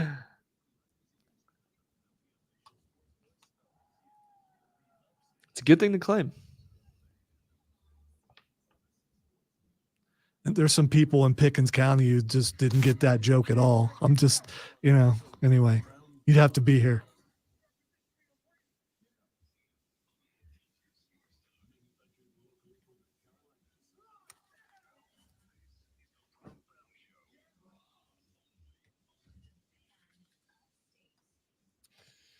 Here we go. The fourth, the final, the best hour of the Rob Brown radio program. What kind of place is this? I really don't give a Starts now. Kiss your mother with that mouth? Shut it, please. My God, man. All right. We got my guy hating ass Mario hanging in the stream now. And what a fortuitous time to bring on an NBA analyst for the BetQL Network. He is also the executive producer of BetMGM tonight, which you can hear every single evening from 7 to 11 p.m. right here on the Fan Upstate and on fine Odyssey stations around the country. He is also the former executive producer of Bet for the Cycle with myself and Cody Decker. That airs every Saturday from noon to 4 on the BetQL Network. He is Mario Heron, a.k.a. Hating Ass Mario. What's up, big fella?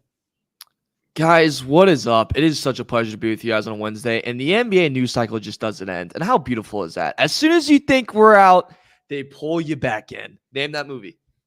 Just when you think you're out, they pull you right back in.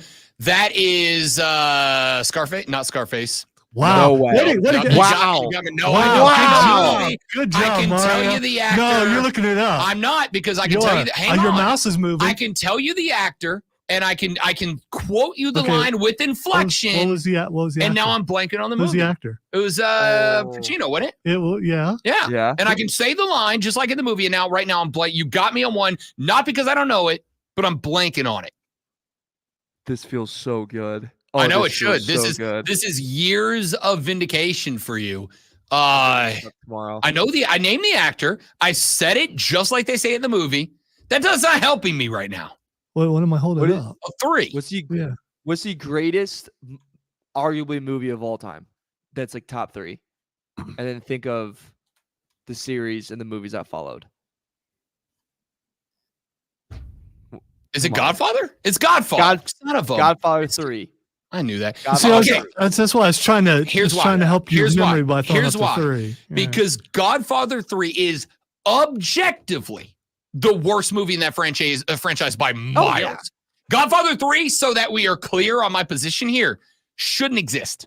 Shouldn't exist. It shouldn't exist. But from that franchise, that is still one of the most quoted things. If you hit me with "Look what they did to my boy," that's a line from a Godfather that should exist. How did that Godfather apply 3 to should what not he exist. was saying, though? I mean, It doesn't. What I'm saying is Godfather. Perfect placement. And you just didn't get it. Forgiven for blanking on Godfather 3 because we should You all can't blank. forgive yourself. I just did. That is not how I that just works. did. We should all be forgiven for having selective amnesia over Godfather 3. It shouldn't exist. You should have ended it with 2, and that should have been the end of it. You're a That politician. should have been done. That's what you are. That would have been it. That'd have been done. We'd have been over with it. Hating Ass Mario joining the show. Let's talk, because you're right. NBA trades going bananas last night as we get closer to the NBA draft. Let me start with this. We talked about this earlier in the show. NBA draft, obviously a big deal. You got 2 rounds. You got a lot of movement, whatever. The impetus for me to watch the draft tonight, Mario, isn't the draft class. It's not the players that are coming in, because there's a lot of good players, but it does not feel like there are great players. Zach Edey, fine, not a great player. Alex Sarr, fine, developmental project. Could be very good, but he's not there yet. This isn't like we had with Wemby and a handful of college players last year. To me, what's intriguing tonight is I think the moves, I think the trade moves going on tonight are going to be hectic start to finish. I think watching the draft tonight is less about seeing who is drafted where and more about seeing what moves get made from teams stocking up pieces, taking risk on rooks, etc. That is, to me, what is very interesting about tonight, not the actual picks. Yeah, and it's going to be interesting to see kind of who stacks up for, we kind of saw this a little bit last night with the Nets, who stacks up for next year, right? Because next year's draft's like the complete opposite. Like there's a lot of stars that we think can be really, really good NBA players for a long time coming in that draft class. Cooper Flag being the name that leads it all. It is, look, this draft class has gotten so much slander. It's called the worst draft class. It's called, no stars, and it's just a bunch of role players. We'll see. We say that all the time, and, we've been proven wrong. We've been proven right. It's really hard to tell. But I am with you. I think the excitement of tonight is the trades and to see what teams will do. As of now, Will just reported that Wizards are going to stay put at 1. Who knows if that will change? We'll see. And also, think about this, too, for the people that, don't really understand what we're talking about, Rob. With the domino that went last night, Paul George is the next one to go, right? Paul George is the next kind of thing of what's going to happen there. Is going to be other moves that we just don't see coming. The Rockets now apparently are saying how they're going to be all in on trading for Durant at some point. There's going to be a lot of different storylines circulating the draft that will be 10 times more interesting than the draft itself. That being said, I do think there's some guys in this draft that can end up having some pretty long, successful careers. Yeah, listen, I'm not saying there's no good players in this draft. I do think that from the number 1 pick down, there's a buttload of project players. And I mean, I'm including the number 1 pick, right? These are all project players. There's not that definitive star. But I also think that, to me, it does make it more intriguing because it is going to be a lot more about making the right analysis, making the right picks as far as chemistry, team fit, and all that. Versus last year, there was no drama with the number 1 pick. We all knew it was going to be Victor Wembanyama. We thought had a pretty good idea about who was going to go 2, 3, 4, and then the mix-up. And as somebody who has very frequent complaints, because on one hand, and this is really a sports issue, honestly, I'd argue in pretty much every sport in America, we latch on to stars. We latch on to that one player. We latch on to Ronald Acuna Jr. for the Braves or Trey from the Hawks or whatever. Whereas this year, draft day is going to be about team building. And I know that is a lost art when it comes to American sports fans. Sorry to sound like an elitist jackass here, but it is what it is. It is a lost art for sports fans across this country, and it is the most important thing that is going to happen for every single NBA team tonight. Yeah, I think that's going to be the target for a lot of teams tonight. I think it's going to be the not draft the best player on the board. I don't think we're going to see that. I think it's going to be draft for fit, right? Especially with a team like the Spurs at 4, right? You're going to draft for fit. I think Castle's the perfect fit for that. Shepard's getting floated around. Please do. I'm so off on Shepard, by the way. I understand the shooting splits. I understand he's, could go down as one of the best shooters we've seen in the NBA. He screams Jimmy Fredette vibes to me all over the place. I don't think he's going to be anything. Defense, blah. He's going to be a waste of space out there. But that's all I see across the board. That's why, with the Hawks, did they get Rasheer? Did it go to Sarr? Because Sarr, apparently really wants to go to Washington. We'll see with that. Maybe Rasheer fits better with Hawks in a way. And I think that's what every team's just kind of going to go for around here is what fits our team best. Because I think drafting, quote unquote, the best, if they're drafting, Rob, the best player on the board, Castle would be 1. If that was truly the goal right here, Castle would go 1 because the consensus is that he is the best player in this draft, but they're not. Everyone's drafted based off fit and then possible potential. And with that, that's when Rasheer and Sarr kind of shoot up and other guys go down.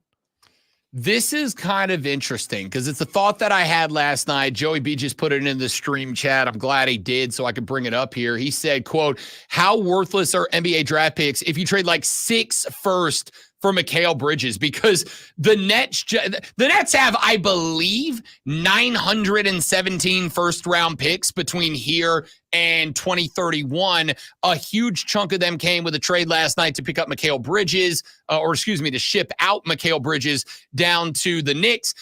They also had a deal with Houston to get a bunch of their first-rounders back from the last couple of years. The NBA draft, to me, Mario, between MLB, where you're talking about stocking up a farm system, give yourself options, between the NFL, where very frequently rookies come in and have an immediate impact on the team, MLS, same situation. The NBA draft really does feel like the least important draft when it comes. It's not to say it's unimportant, but I think when you're talking about this, where, like I said, the Nets have legitimately not a joke. I think they have 19 first-round picks between here and 2031, which is both a long way away and not a long way away at the same time. Building through the draft is difficult. And that's not to say teams haven't done it. Golden State has done it. You could argue Boston did it with the team of guys that they've got. It is important, but I would also argue it might be the most difficult draft to build through of any of the major American sports. Yeah, it is the most difficult. I will give you that. But I still think it carries a lot of weight because if you look at the past two title teams, you brought up the Celtics.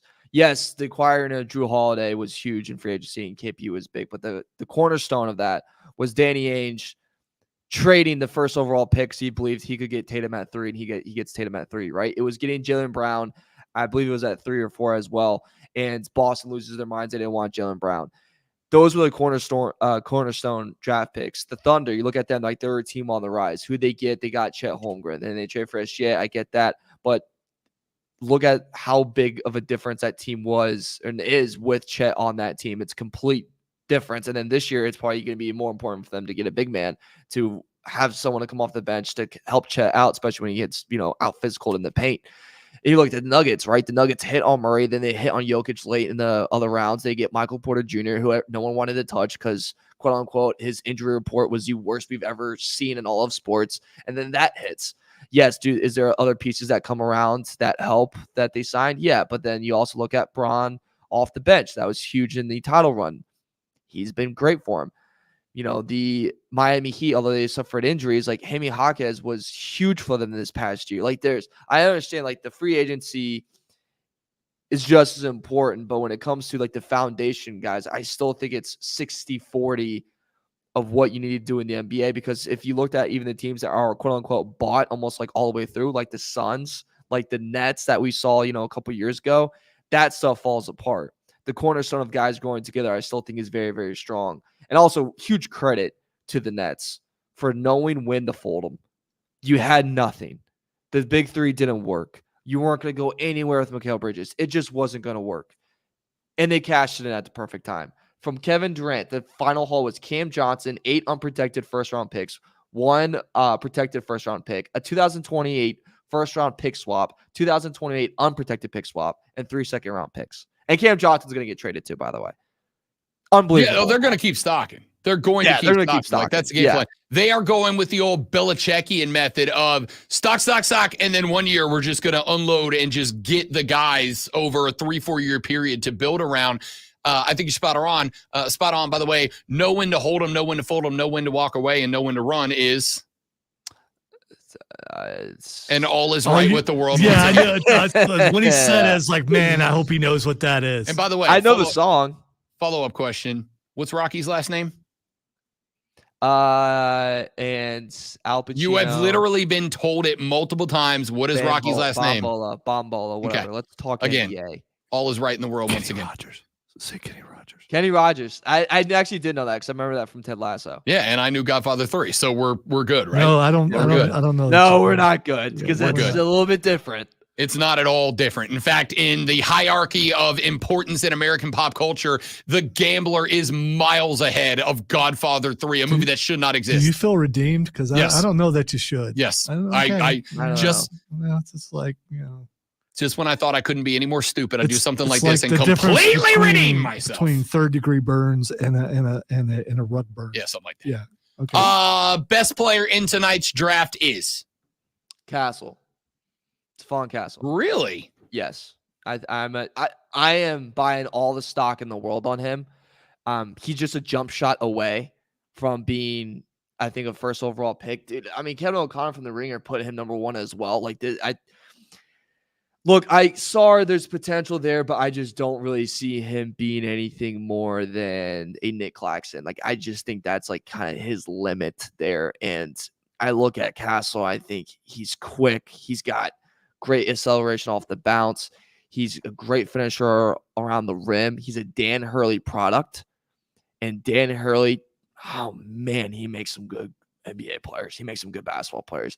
I think that given in the right system and you give someone in the, if he goes like Spurs, for example, him in that system and their player development, he's going to excel in San Antonio. With Wembanyama, it's going to be unbelievable. I think he's the best player in this draft. I love what I saw with him in the tournament. And, if you watch the games, like the games where he has tough outings, that's a lot where you can tell out of a player.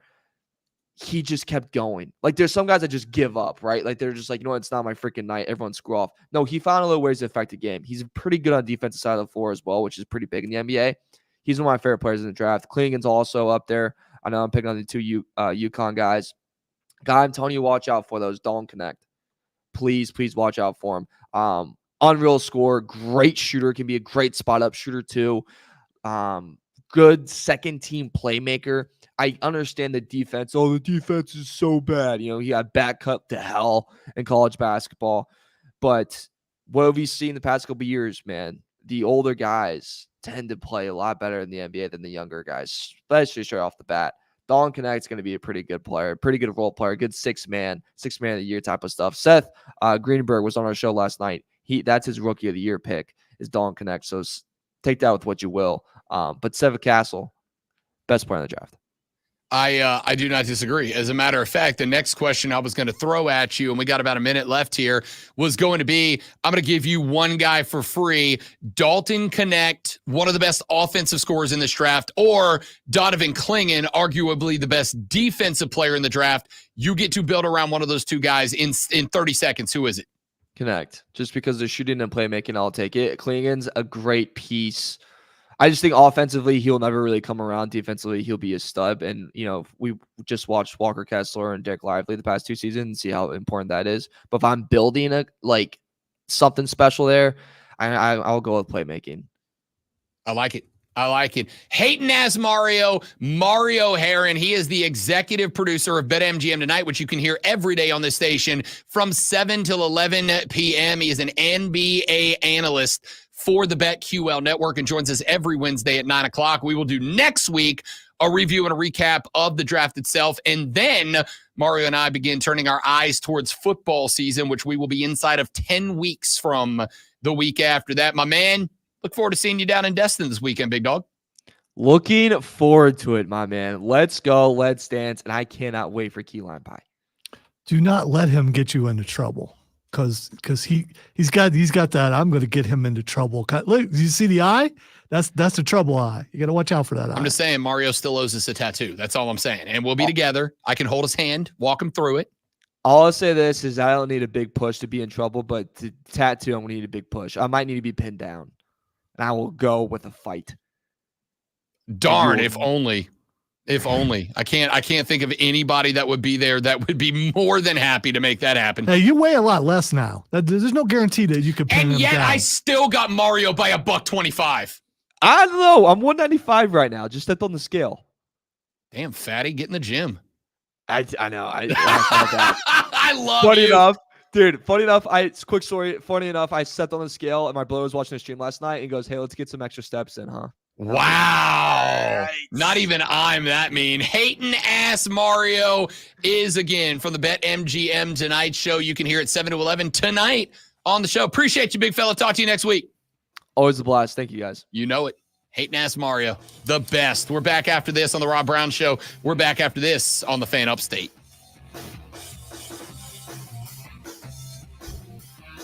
I am doing Bet for the Cycle on Saturday. So I'll be off. It was at 3 that time. So when you get in, holler at me, and we'll figure out a way to get you out to Navarre. Yeah, that works. Just if I don't respond, I'm not ignoring. I'll just it's literally I'm too banged up, or like I'm not on my phone yet. But I'll text you. Ignore your family, come party, or bring your family and come party. Because I'm not gonna lie, my mom heard me saying that you might be there, and now she is gassed up about coming to meet you after the multiple times she has come to your defense on Saturdays. I mean, I'll probably bring my brother Joey, and Do if it. he's coming, it's gonna be a lot. Do it. It's gonna be chaos. I love it. All right, I'll see you guys. All right, buddy. Be good. Peace. See ya. Oh, Mario. What a bro. What a guy.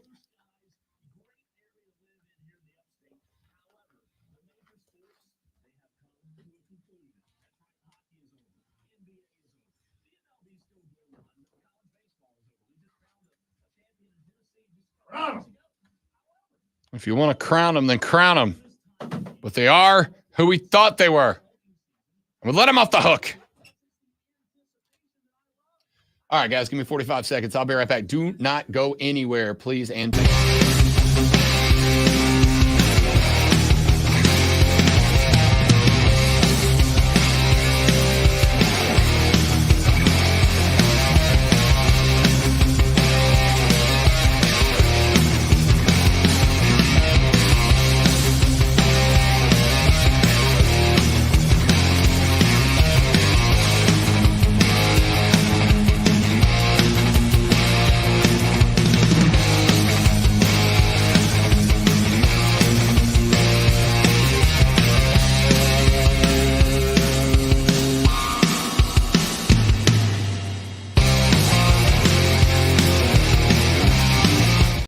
all right. Thanks for hanging in there, my dudes. Yes, Brandon. So I will be down. We're playing the Whiskey Fest on Friday, after which I will absolutely stop by if you're working and come see you. Saturday night, we are playing Juanas in Navarre. So take off Saturday and come hang out. Sunday afternoon, I think actually right at noon or at 12:30, something like that. We are playing Juanas out on the beach stage, but I do have to leave at butt crack of dawn on Monday to drive back. So not looking forward to that. I got to leave Florida at like 5 a.m. Monday morning. Wow. Yeah. You've never been up that I early know before. it's far too early to be awake.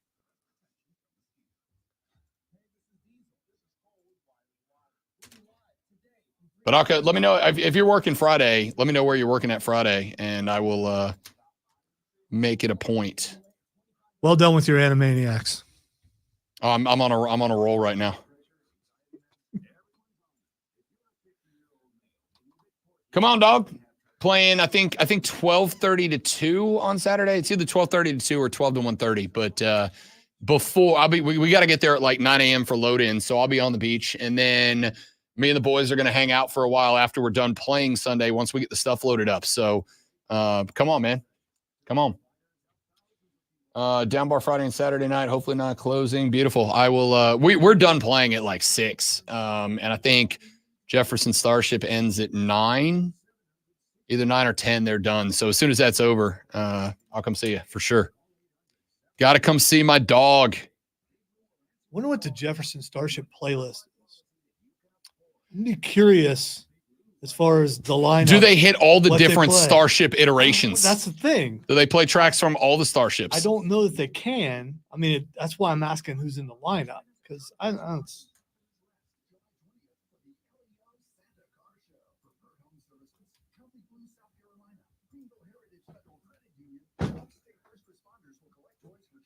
I'm having entirely too much fun doing Yes, he's opening for Jefferson Starship. Yeah, we are.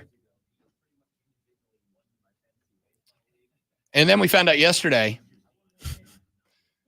we're opening for Jefferson Starship. We have been geeked about this for a couple of months now. We have a 30-minute set.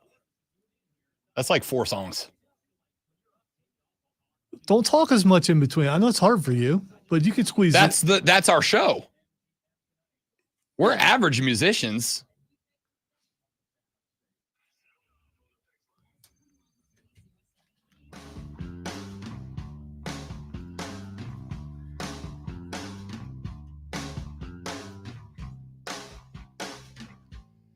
Thanks again to Hating Ass Mario Heron for the BetQL Network. Make sure you tune into BetMGM tonight. It airs every single weekday at the conclusion of Wire to Wire with Cole Bryson and Diesel, D-Train, and C-Money.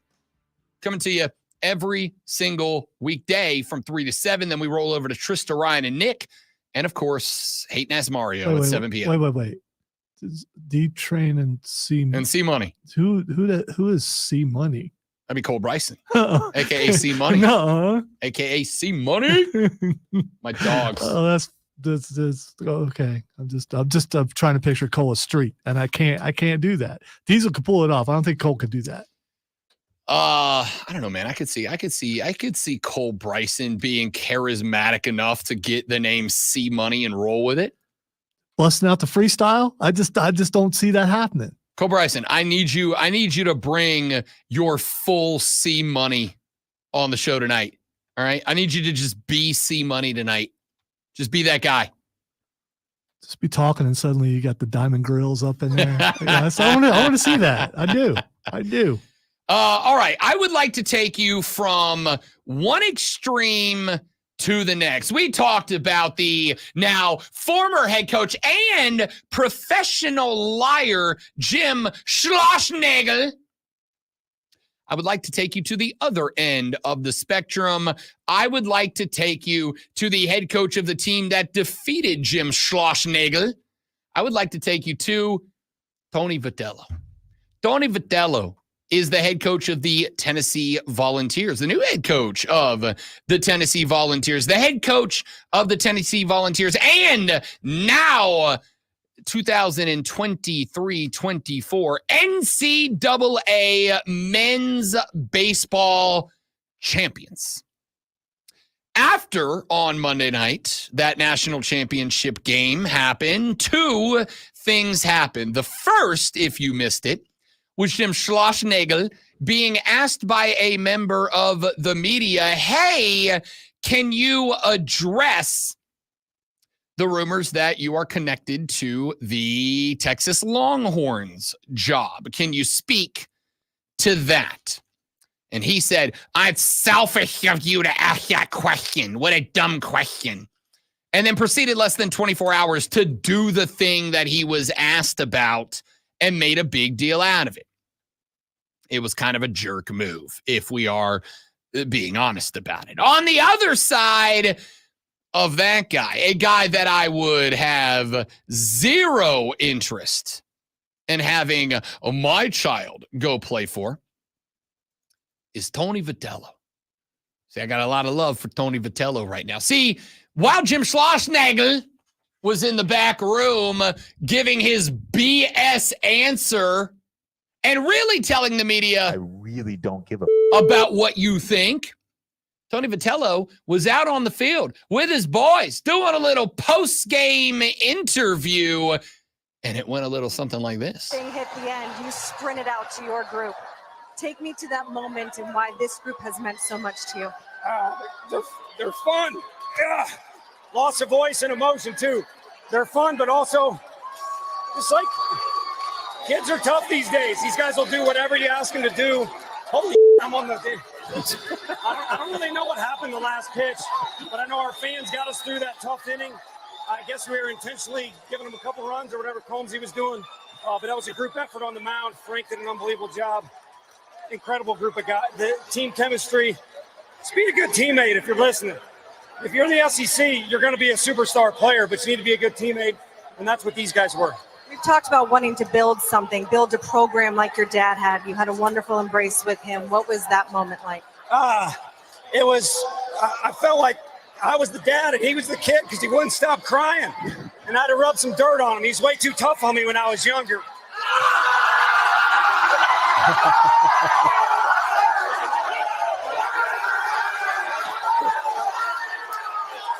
And what you are hearing there is the sound of the entire Tennessee Volunteer baseball team coming over, hitting Tony Vitello with the Gatorade cooler. And did Vitello do the old guy coach move of giving him the stare down like, that's a sprint when we get back? No. Vitello lost his mind. He started picking up ice off the ground and putting it in his mouth and spitting it out. He started chunking ice cubes up into the stands. He lost his bleeping mind. I didn't play the rest of the clip because the players started getting picked up by the mic. And while I think I got the questionable language, I'm not going to run the risk there. But does he live in a van down by the river? Down by the river.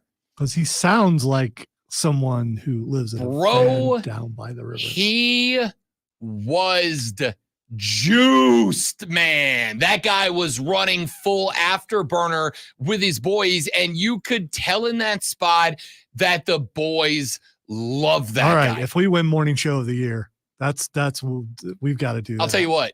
We win morning show of the year. I will bring a cup of ice water to dump on Lonzo's head in celebration on the stage so that he can start chucking ice cubes out into the stands like Tony Vitello. If I do, I'm aiming at the TV people. Because the mass panic that will happen. Oh, man, it'd be incredible. I love this. This is the time, I've said before, I'll say again. Right now, recruiting comes down to 3 C's. Culture, coaching, cash. You've got to be excellent at one and pretty good at one other, if not good at all 3. You have either got to build an incredible culture that players show up and regardless of the cash and the coach, they go, this is just way too cool for me to pass up on. Or you have got to have a coach that players line up around. That players go, this is my guy. I am ride or die with this guy. Or you've got to have a spectacular NIL collective that makes players go, regardless of coaching culture, this is the team that I want to be a part of. This is the team that I've got to be around. And again, the more of the 3 C's that you are better at, the better recruiting class you're going to have. I've made the argument before. Right now, Clemson, to me, leans on coaching culture. Coaching culture. I would argue that they have, put it this way, go listen to interviews with any former Clemson player. Every one of them does nothing but bend over backwards to make you understand how much they love the Clemson culture. That's something they lean on. And it does cater to a very particular type of player. But the best players from that demographic love the C. On the flip side, I would make the argument that South Carolina is leaning on coach. Shane Beamer is a dude that is young and enthusiastic and has a passion and a zest for life that young players seem to be jumping on board to be a part of right now. They're leaning on the coach C. And they got the Garnet Collective, which is doing a pretty good job as far as I understand in the NIL world, and that adds the cash C to the mix. You could make the argument that Shane Beamer is building the culture, but it is, to me, the coach they lean on right now. I think there's something to be said about that. I think there is something to be leaned on about that. You got to have the 3 C's. Well, tell me right now that of these coaches, if you're Texas, because of the way that Jim Schlossnagle not only acted like a jerk, but boldface lied to a microphone. If you're a Texas baseball player that's leaning split between the Aggies and the Horns, and you sit down with Jim Schlossnagle and he makes you all these promises, I'm here for the long term. I'm here so that I never have to take another job after the University of Texas. Yeah, coach, you just said that a minute ago. And if you're the parent of a kid that's looking to advance your child at the next level, and then the A&M recruiter comes in and goes, yeah, he told our kids that too. Remember? Like 3 days ago? He told our kids those same words, and then he immediately left less than 24 hours later.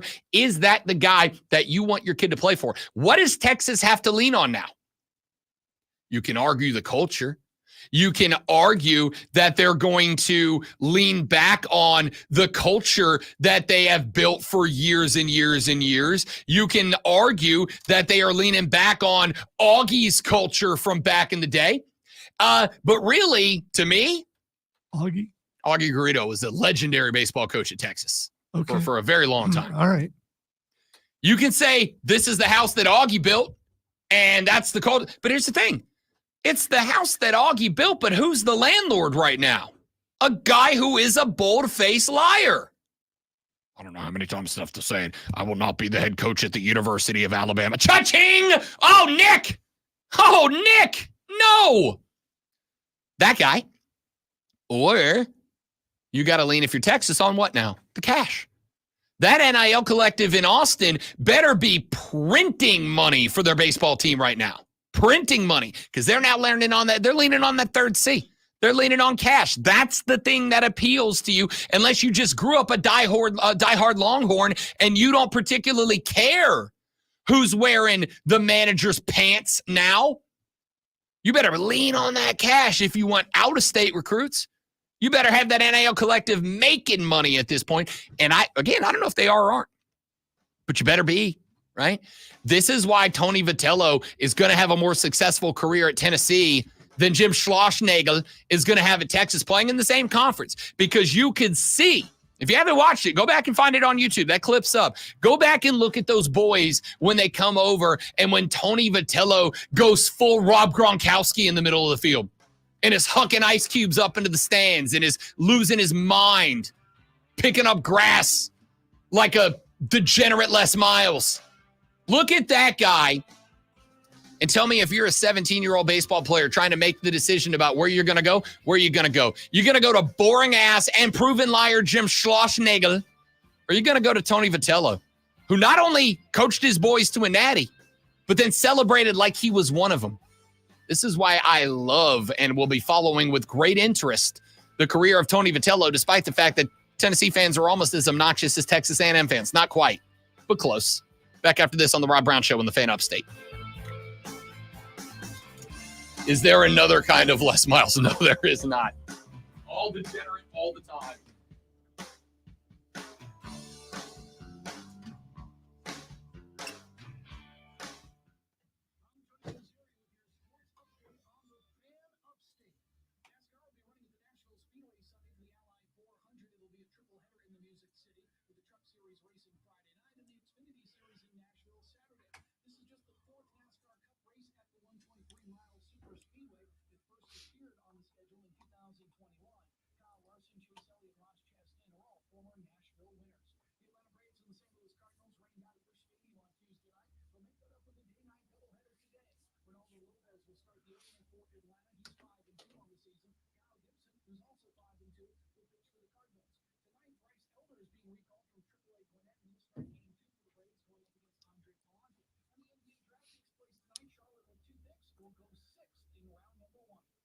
Download the Odyssey app and search The Fan Upstate. Then listen anywhere on your phone. I'm Tony Gazzieri, and that's your sports flash on The Fan Upstate. Do you know the secret to losing up to 1 pound of fat every day? Hi, this is Dr. Elliot Hirschman with New Life Weight Loss, and we know the secret. Our unique doctor-supervised weight loss program makes it easy to lose weight, get healthy, and get your energy back naturally, safely, and effectively. If you'd like to lose unhealthy fat without counting points or calories, no exercising, no prepackaged meals, no HCG, no drugs, and no surgery, go to mynewlifeweightloss.com now. Hey, it's Rob Brown. I lead a very chaotic... You might, Steven. Stay hydrated, man.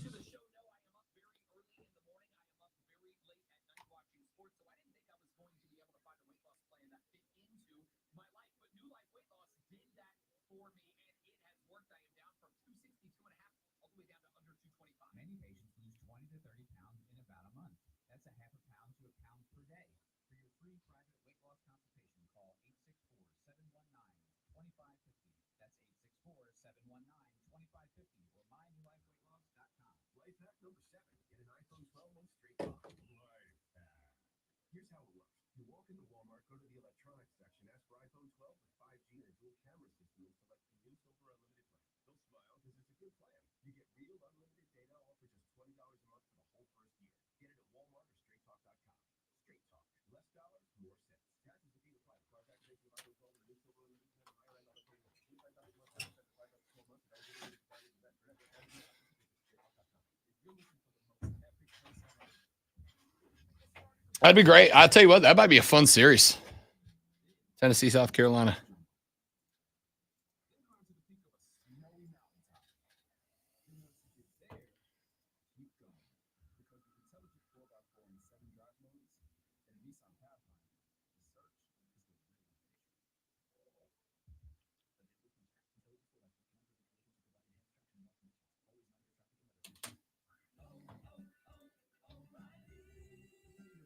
questions? O'Reilly Auto Parts has answers. Need a pro you can trust? We've got that too. No matter what you need, our professional parts people have the training and expertise to help you do things right. Deep automotive knowledge. Just one part that makes O'Reilly stand apart. The professional parts people. From the Ingles Market Studio, The Fan.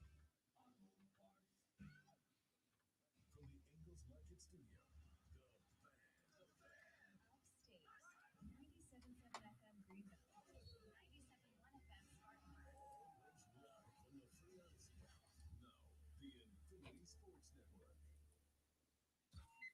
Being a King Lolo Brown Show.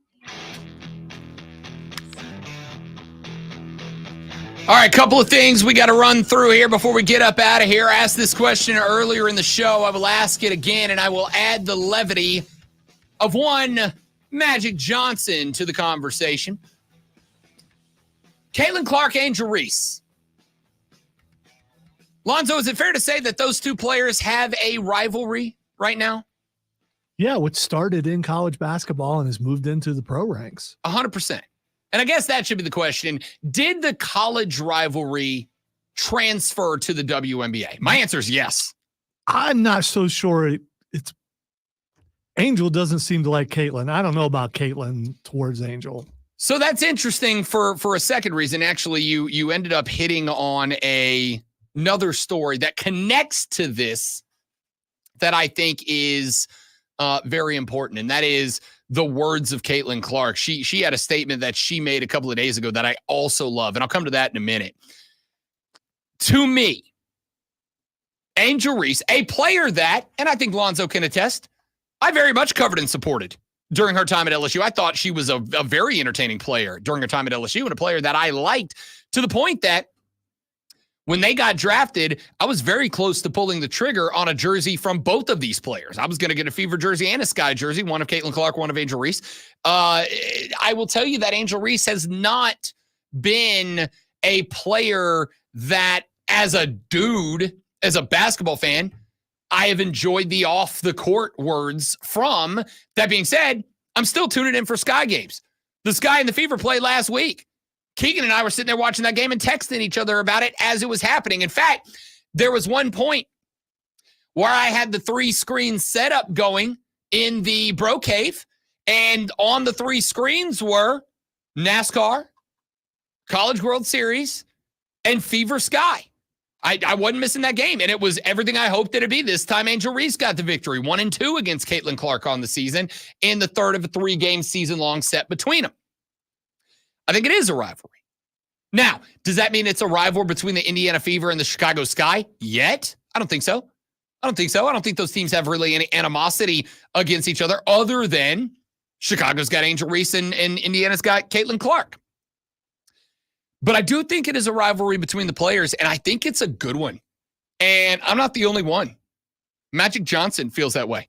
He said, quote, "When I think about Caitlin Clark and Angel Reese's impact on the game, they remind me a lot of Larry Bird and me. Our first meeting, Indiana State versus Michigan State in the NCAA championship, set the all-time viewership record for men's basketball. Caitlin and Angel's 2023 NCAA championship matchup and their 2024 Elite Eight games were the highest viewership records at the time.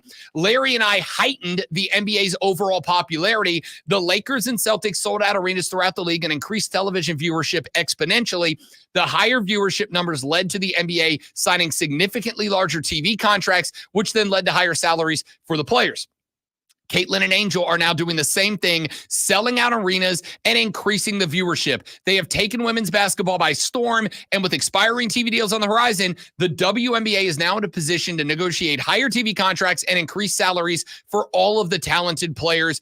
I'm pretty sure that that was the end of that. Caitlin Clark was asked about that statement and a question from the media about whether they have a rivalry or not. And this is where I was going with what Lonzo pointed out a second ago.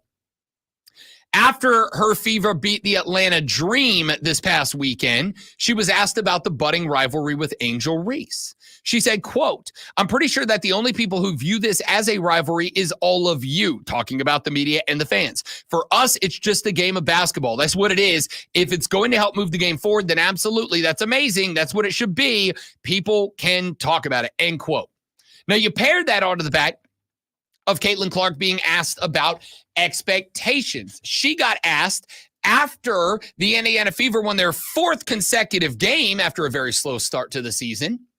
Are the Fever championship material this year? Now that you've kind of found your groove, now that Caitlin got her groove back, are you championship material?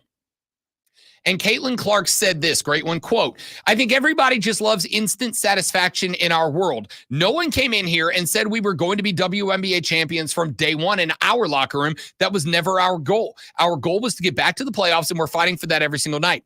This is the first time we've won 4 home games in a row since 2015. You have to have perspective on things, and that goes for life too. Like, have perspective on life. And there just needs to be solid perspective on what this team can accomplish. And I think that everybody in our locker room had that. Nobody ever hung our heads. We had the hardest schedule to start. We didn't get to practice much, and we're playing with the most inexperienced team in the WNBA. So, I mean, I think this group is starting to click and build some chemistry, and it's one day at a time. But like I said, everybody loves instant satisfaction. That's a take, dude, and it's a good take. It is. This is why when Caitlin Clark got drafted to the Fever and BetMGM sent me the preseason betting reports and the Indiana Fever had more bets to win the WNBA title than any other team, I said, you're all clowns. That's not happening. There's a reason they were able to draft Caitlin Clark. It's because they're not good. It's because they're not good. And adding Caitlin Clark will make them better, but it doesn't take them from bottom of the barrel to top of the mountain in one fell swoop. It is going to take some time and probably another draft class, maybe 2. I think Caitlin Clark has the best perspective on it. But as far as the rivalry goes, I honestly think like that level-headed approach is good for the game as well. I do. Like, is it a rivalry? Calling a spade, you're damn right it is. Angel Reese v. Caitlin Clark is not just a rivalry, but it's a rivalry that has the attention of America. I know that because once again, their last game set a WNBA team record for the most eyeballs on a regular season game. That's just what this is. They are putting up numbers every single time that those two end up on the floor together. It's what they do. It is a rivalry. Even if only one of them considers it a rivalry, it's still a rivalry. It still is. To me, you know what it feels like? Respectfully to the Gamecock fans, it's like Clemson and South Carolina's rivalry. The Clemson fans can sit around all day and go, they've won 1 out of the last, 7, 8, 9, whatever it is. 10, I don't know. They've won 1. It's not a rivalry, except for it is. It still is. Even if you feel like it's not or say that it's not, it still very much is. That's what this feels like, and that's why I am so intrigued by this. Caitlin Clark, Angel Reese, Cam Brink, Camila Cardoso, best WNBA draft class of all time, showed up in the league, and the results are telling. The numbers are skyrocketed. The Aces, the Mystics, the Liberty, the Fever, they are selling out their stadiums to the point that when Angel Reese and Caitlin Clark get together, they have to move those games to NBA arenas, and those NBA arenas are filled up and sold out right now.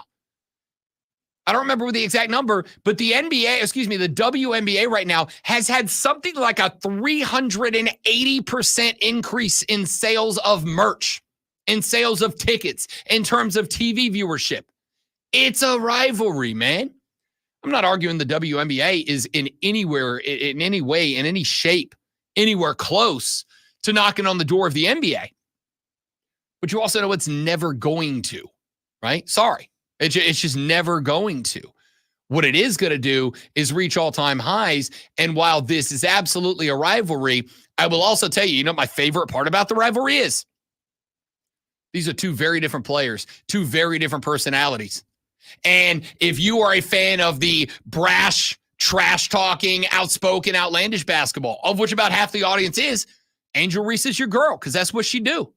And if you're a fan of the more quiet, silent killer, everything's perspective, and it's just about being dialed in, Caitlin Clark's your gal because that's what she'd do. And it has created this rivalry, not just on the floor, but in terms of personality. These are the things that, in my ever so humble opinion, make sports great, much like my Hawk Tua tire changer.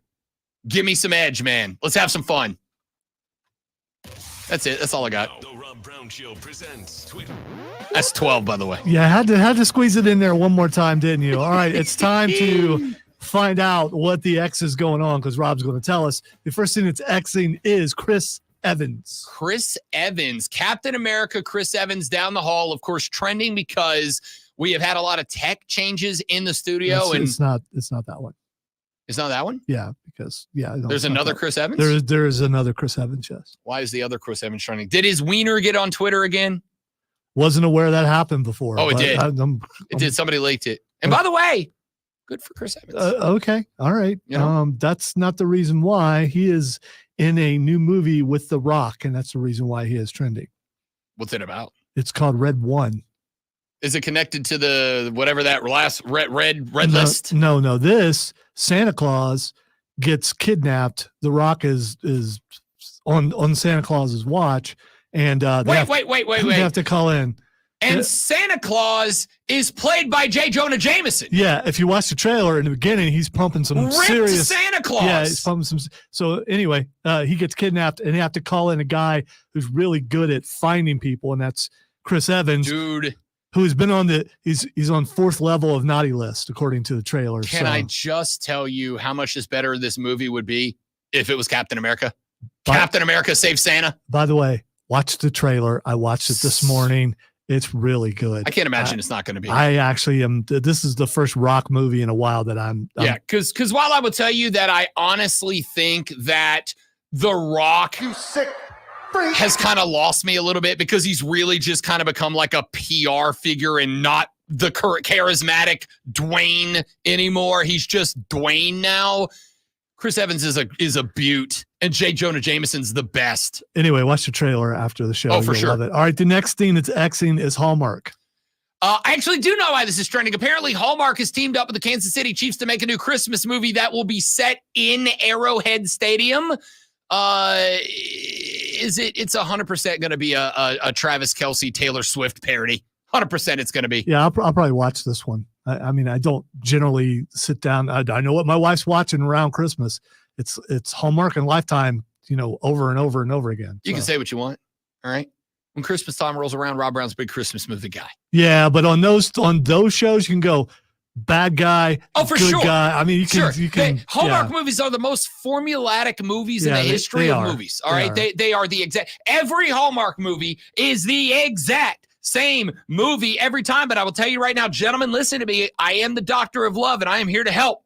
No, that would be Gene Simmons. No, it's me. I took it. It's me now. I am Dr. Love. They call me Dr. Love. They call me Dr. Love. Ladies, excuse me, fellas, when your lady come home from work and it's like December 17th, December 18th, she gets stressed putting up the Christmas decoration. She's not going to say that to you. Do 2 things. Number 1, help her when she does. And don't just take it on your own to set it up. Ask her what she'd like and then just do that thing. And then that night, curl up, nice heavy blanket on the couch, open a window so it's nice and chilly inside, put on a Hallmark movie. There's going to be a lot of women who say they don't. They love a Hallmark movie. Excuse me, sir. No one shapes a tree like I do. I didn't say don't help with the tree. I said when the decorations around the rest of the house go up. Okay, all right. She doesn't want it done the way you want it done. She wants it done the way she wants it done. So find out the way she wants it done and then do it. Because if you don't, the next thing might happen. Mountain Dew is trending. I got nothing. A lady was arrested for lacing her husband's Mountain Dew with Roundup.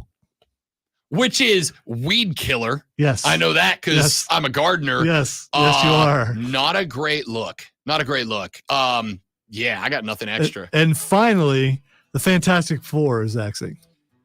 I'm intrigued because the folks that casted do You not won't be. Why? It is set in the 1960s in an alternate universe. I'm okay with it. Okay. I'm okay with it. All right. I mean, the All original Fantastic Four was set in the 60s. So it's just an OG Fantastic Four story with the Mandalorian. I'm in. Why not? Also, breaking news as we end the show here. I'm even willing to let the glass break on it if we got that. Hawk Tour Girl has signed with Hollywood talent agency UTA. Wow. You had to get one more in. Dude. Hawk Tour Girl's got a talent agency. More Hawk Tour Girl coming your way on the internet in years to come. That's it for the show. Y'all have a lovely rest of your day. We'll see you back here tomorrow for the Thursday edition. Rashad Beard of the Panther Nation podcast. Fight Club with the great Alonzo and more on tomorrow's edition of the Rob Brown Show and the Fan Upstate. Later. Yeah! What kind of place is this? I really don't give a. That might be the new send-off to the show.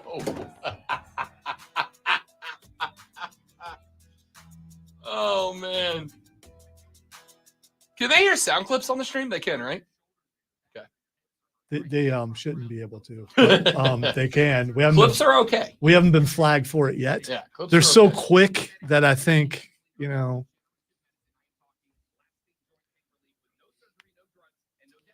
If they weren't acceptable, Russia or Belarus would let us know. So. All right, dudes, that's it for me. I got to go step on a scale and find out where I'm at now. Pretty excited about that. I hope you all have a lovely rest of your day. Oh, here's one more Hawk Tua joke that's very funny. Somebody placed on the internet, a $10,000 parlay on Atlanta to win the NBA title and the Dolphins quarterback to win league MVP. The Hawks Tua parlay. Sorry, what I meant was the best. We should go now. The internet's undefeated. It's the best thing to ever happen to humanity. You guys are spectacular. We love you. Tell your friends about us. Help us grow the show. Have a good rest of your day. We'll see you back here tomorrow. Goodbye.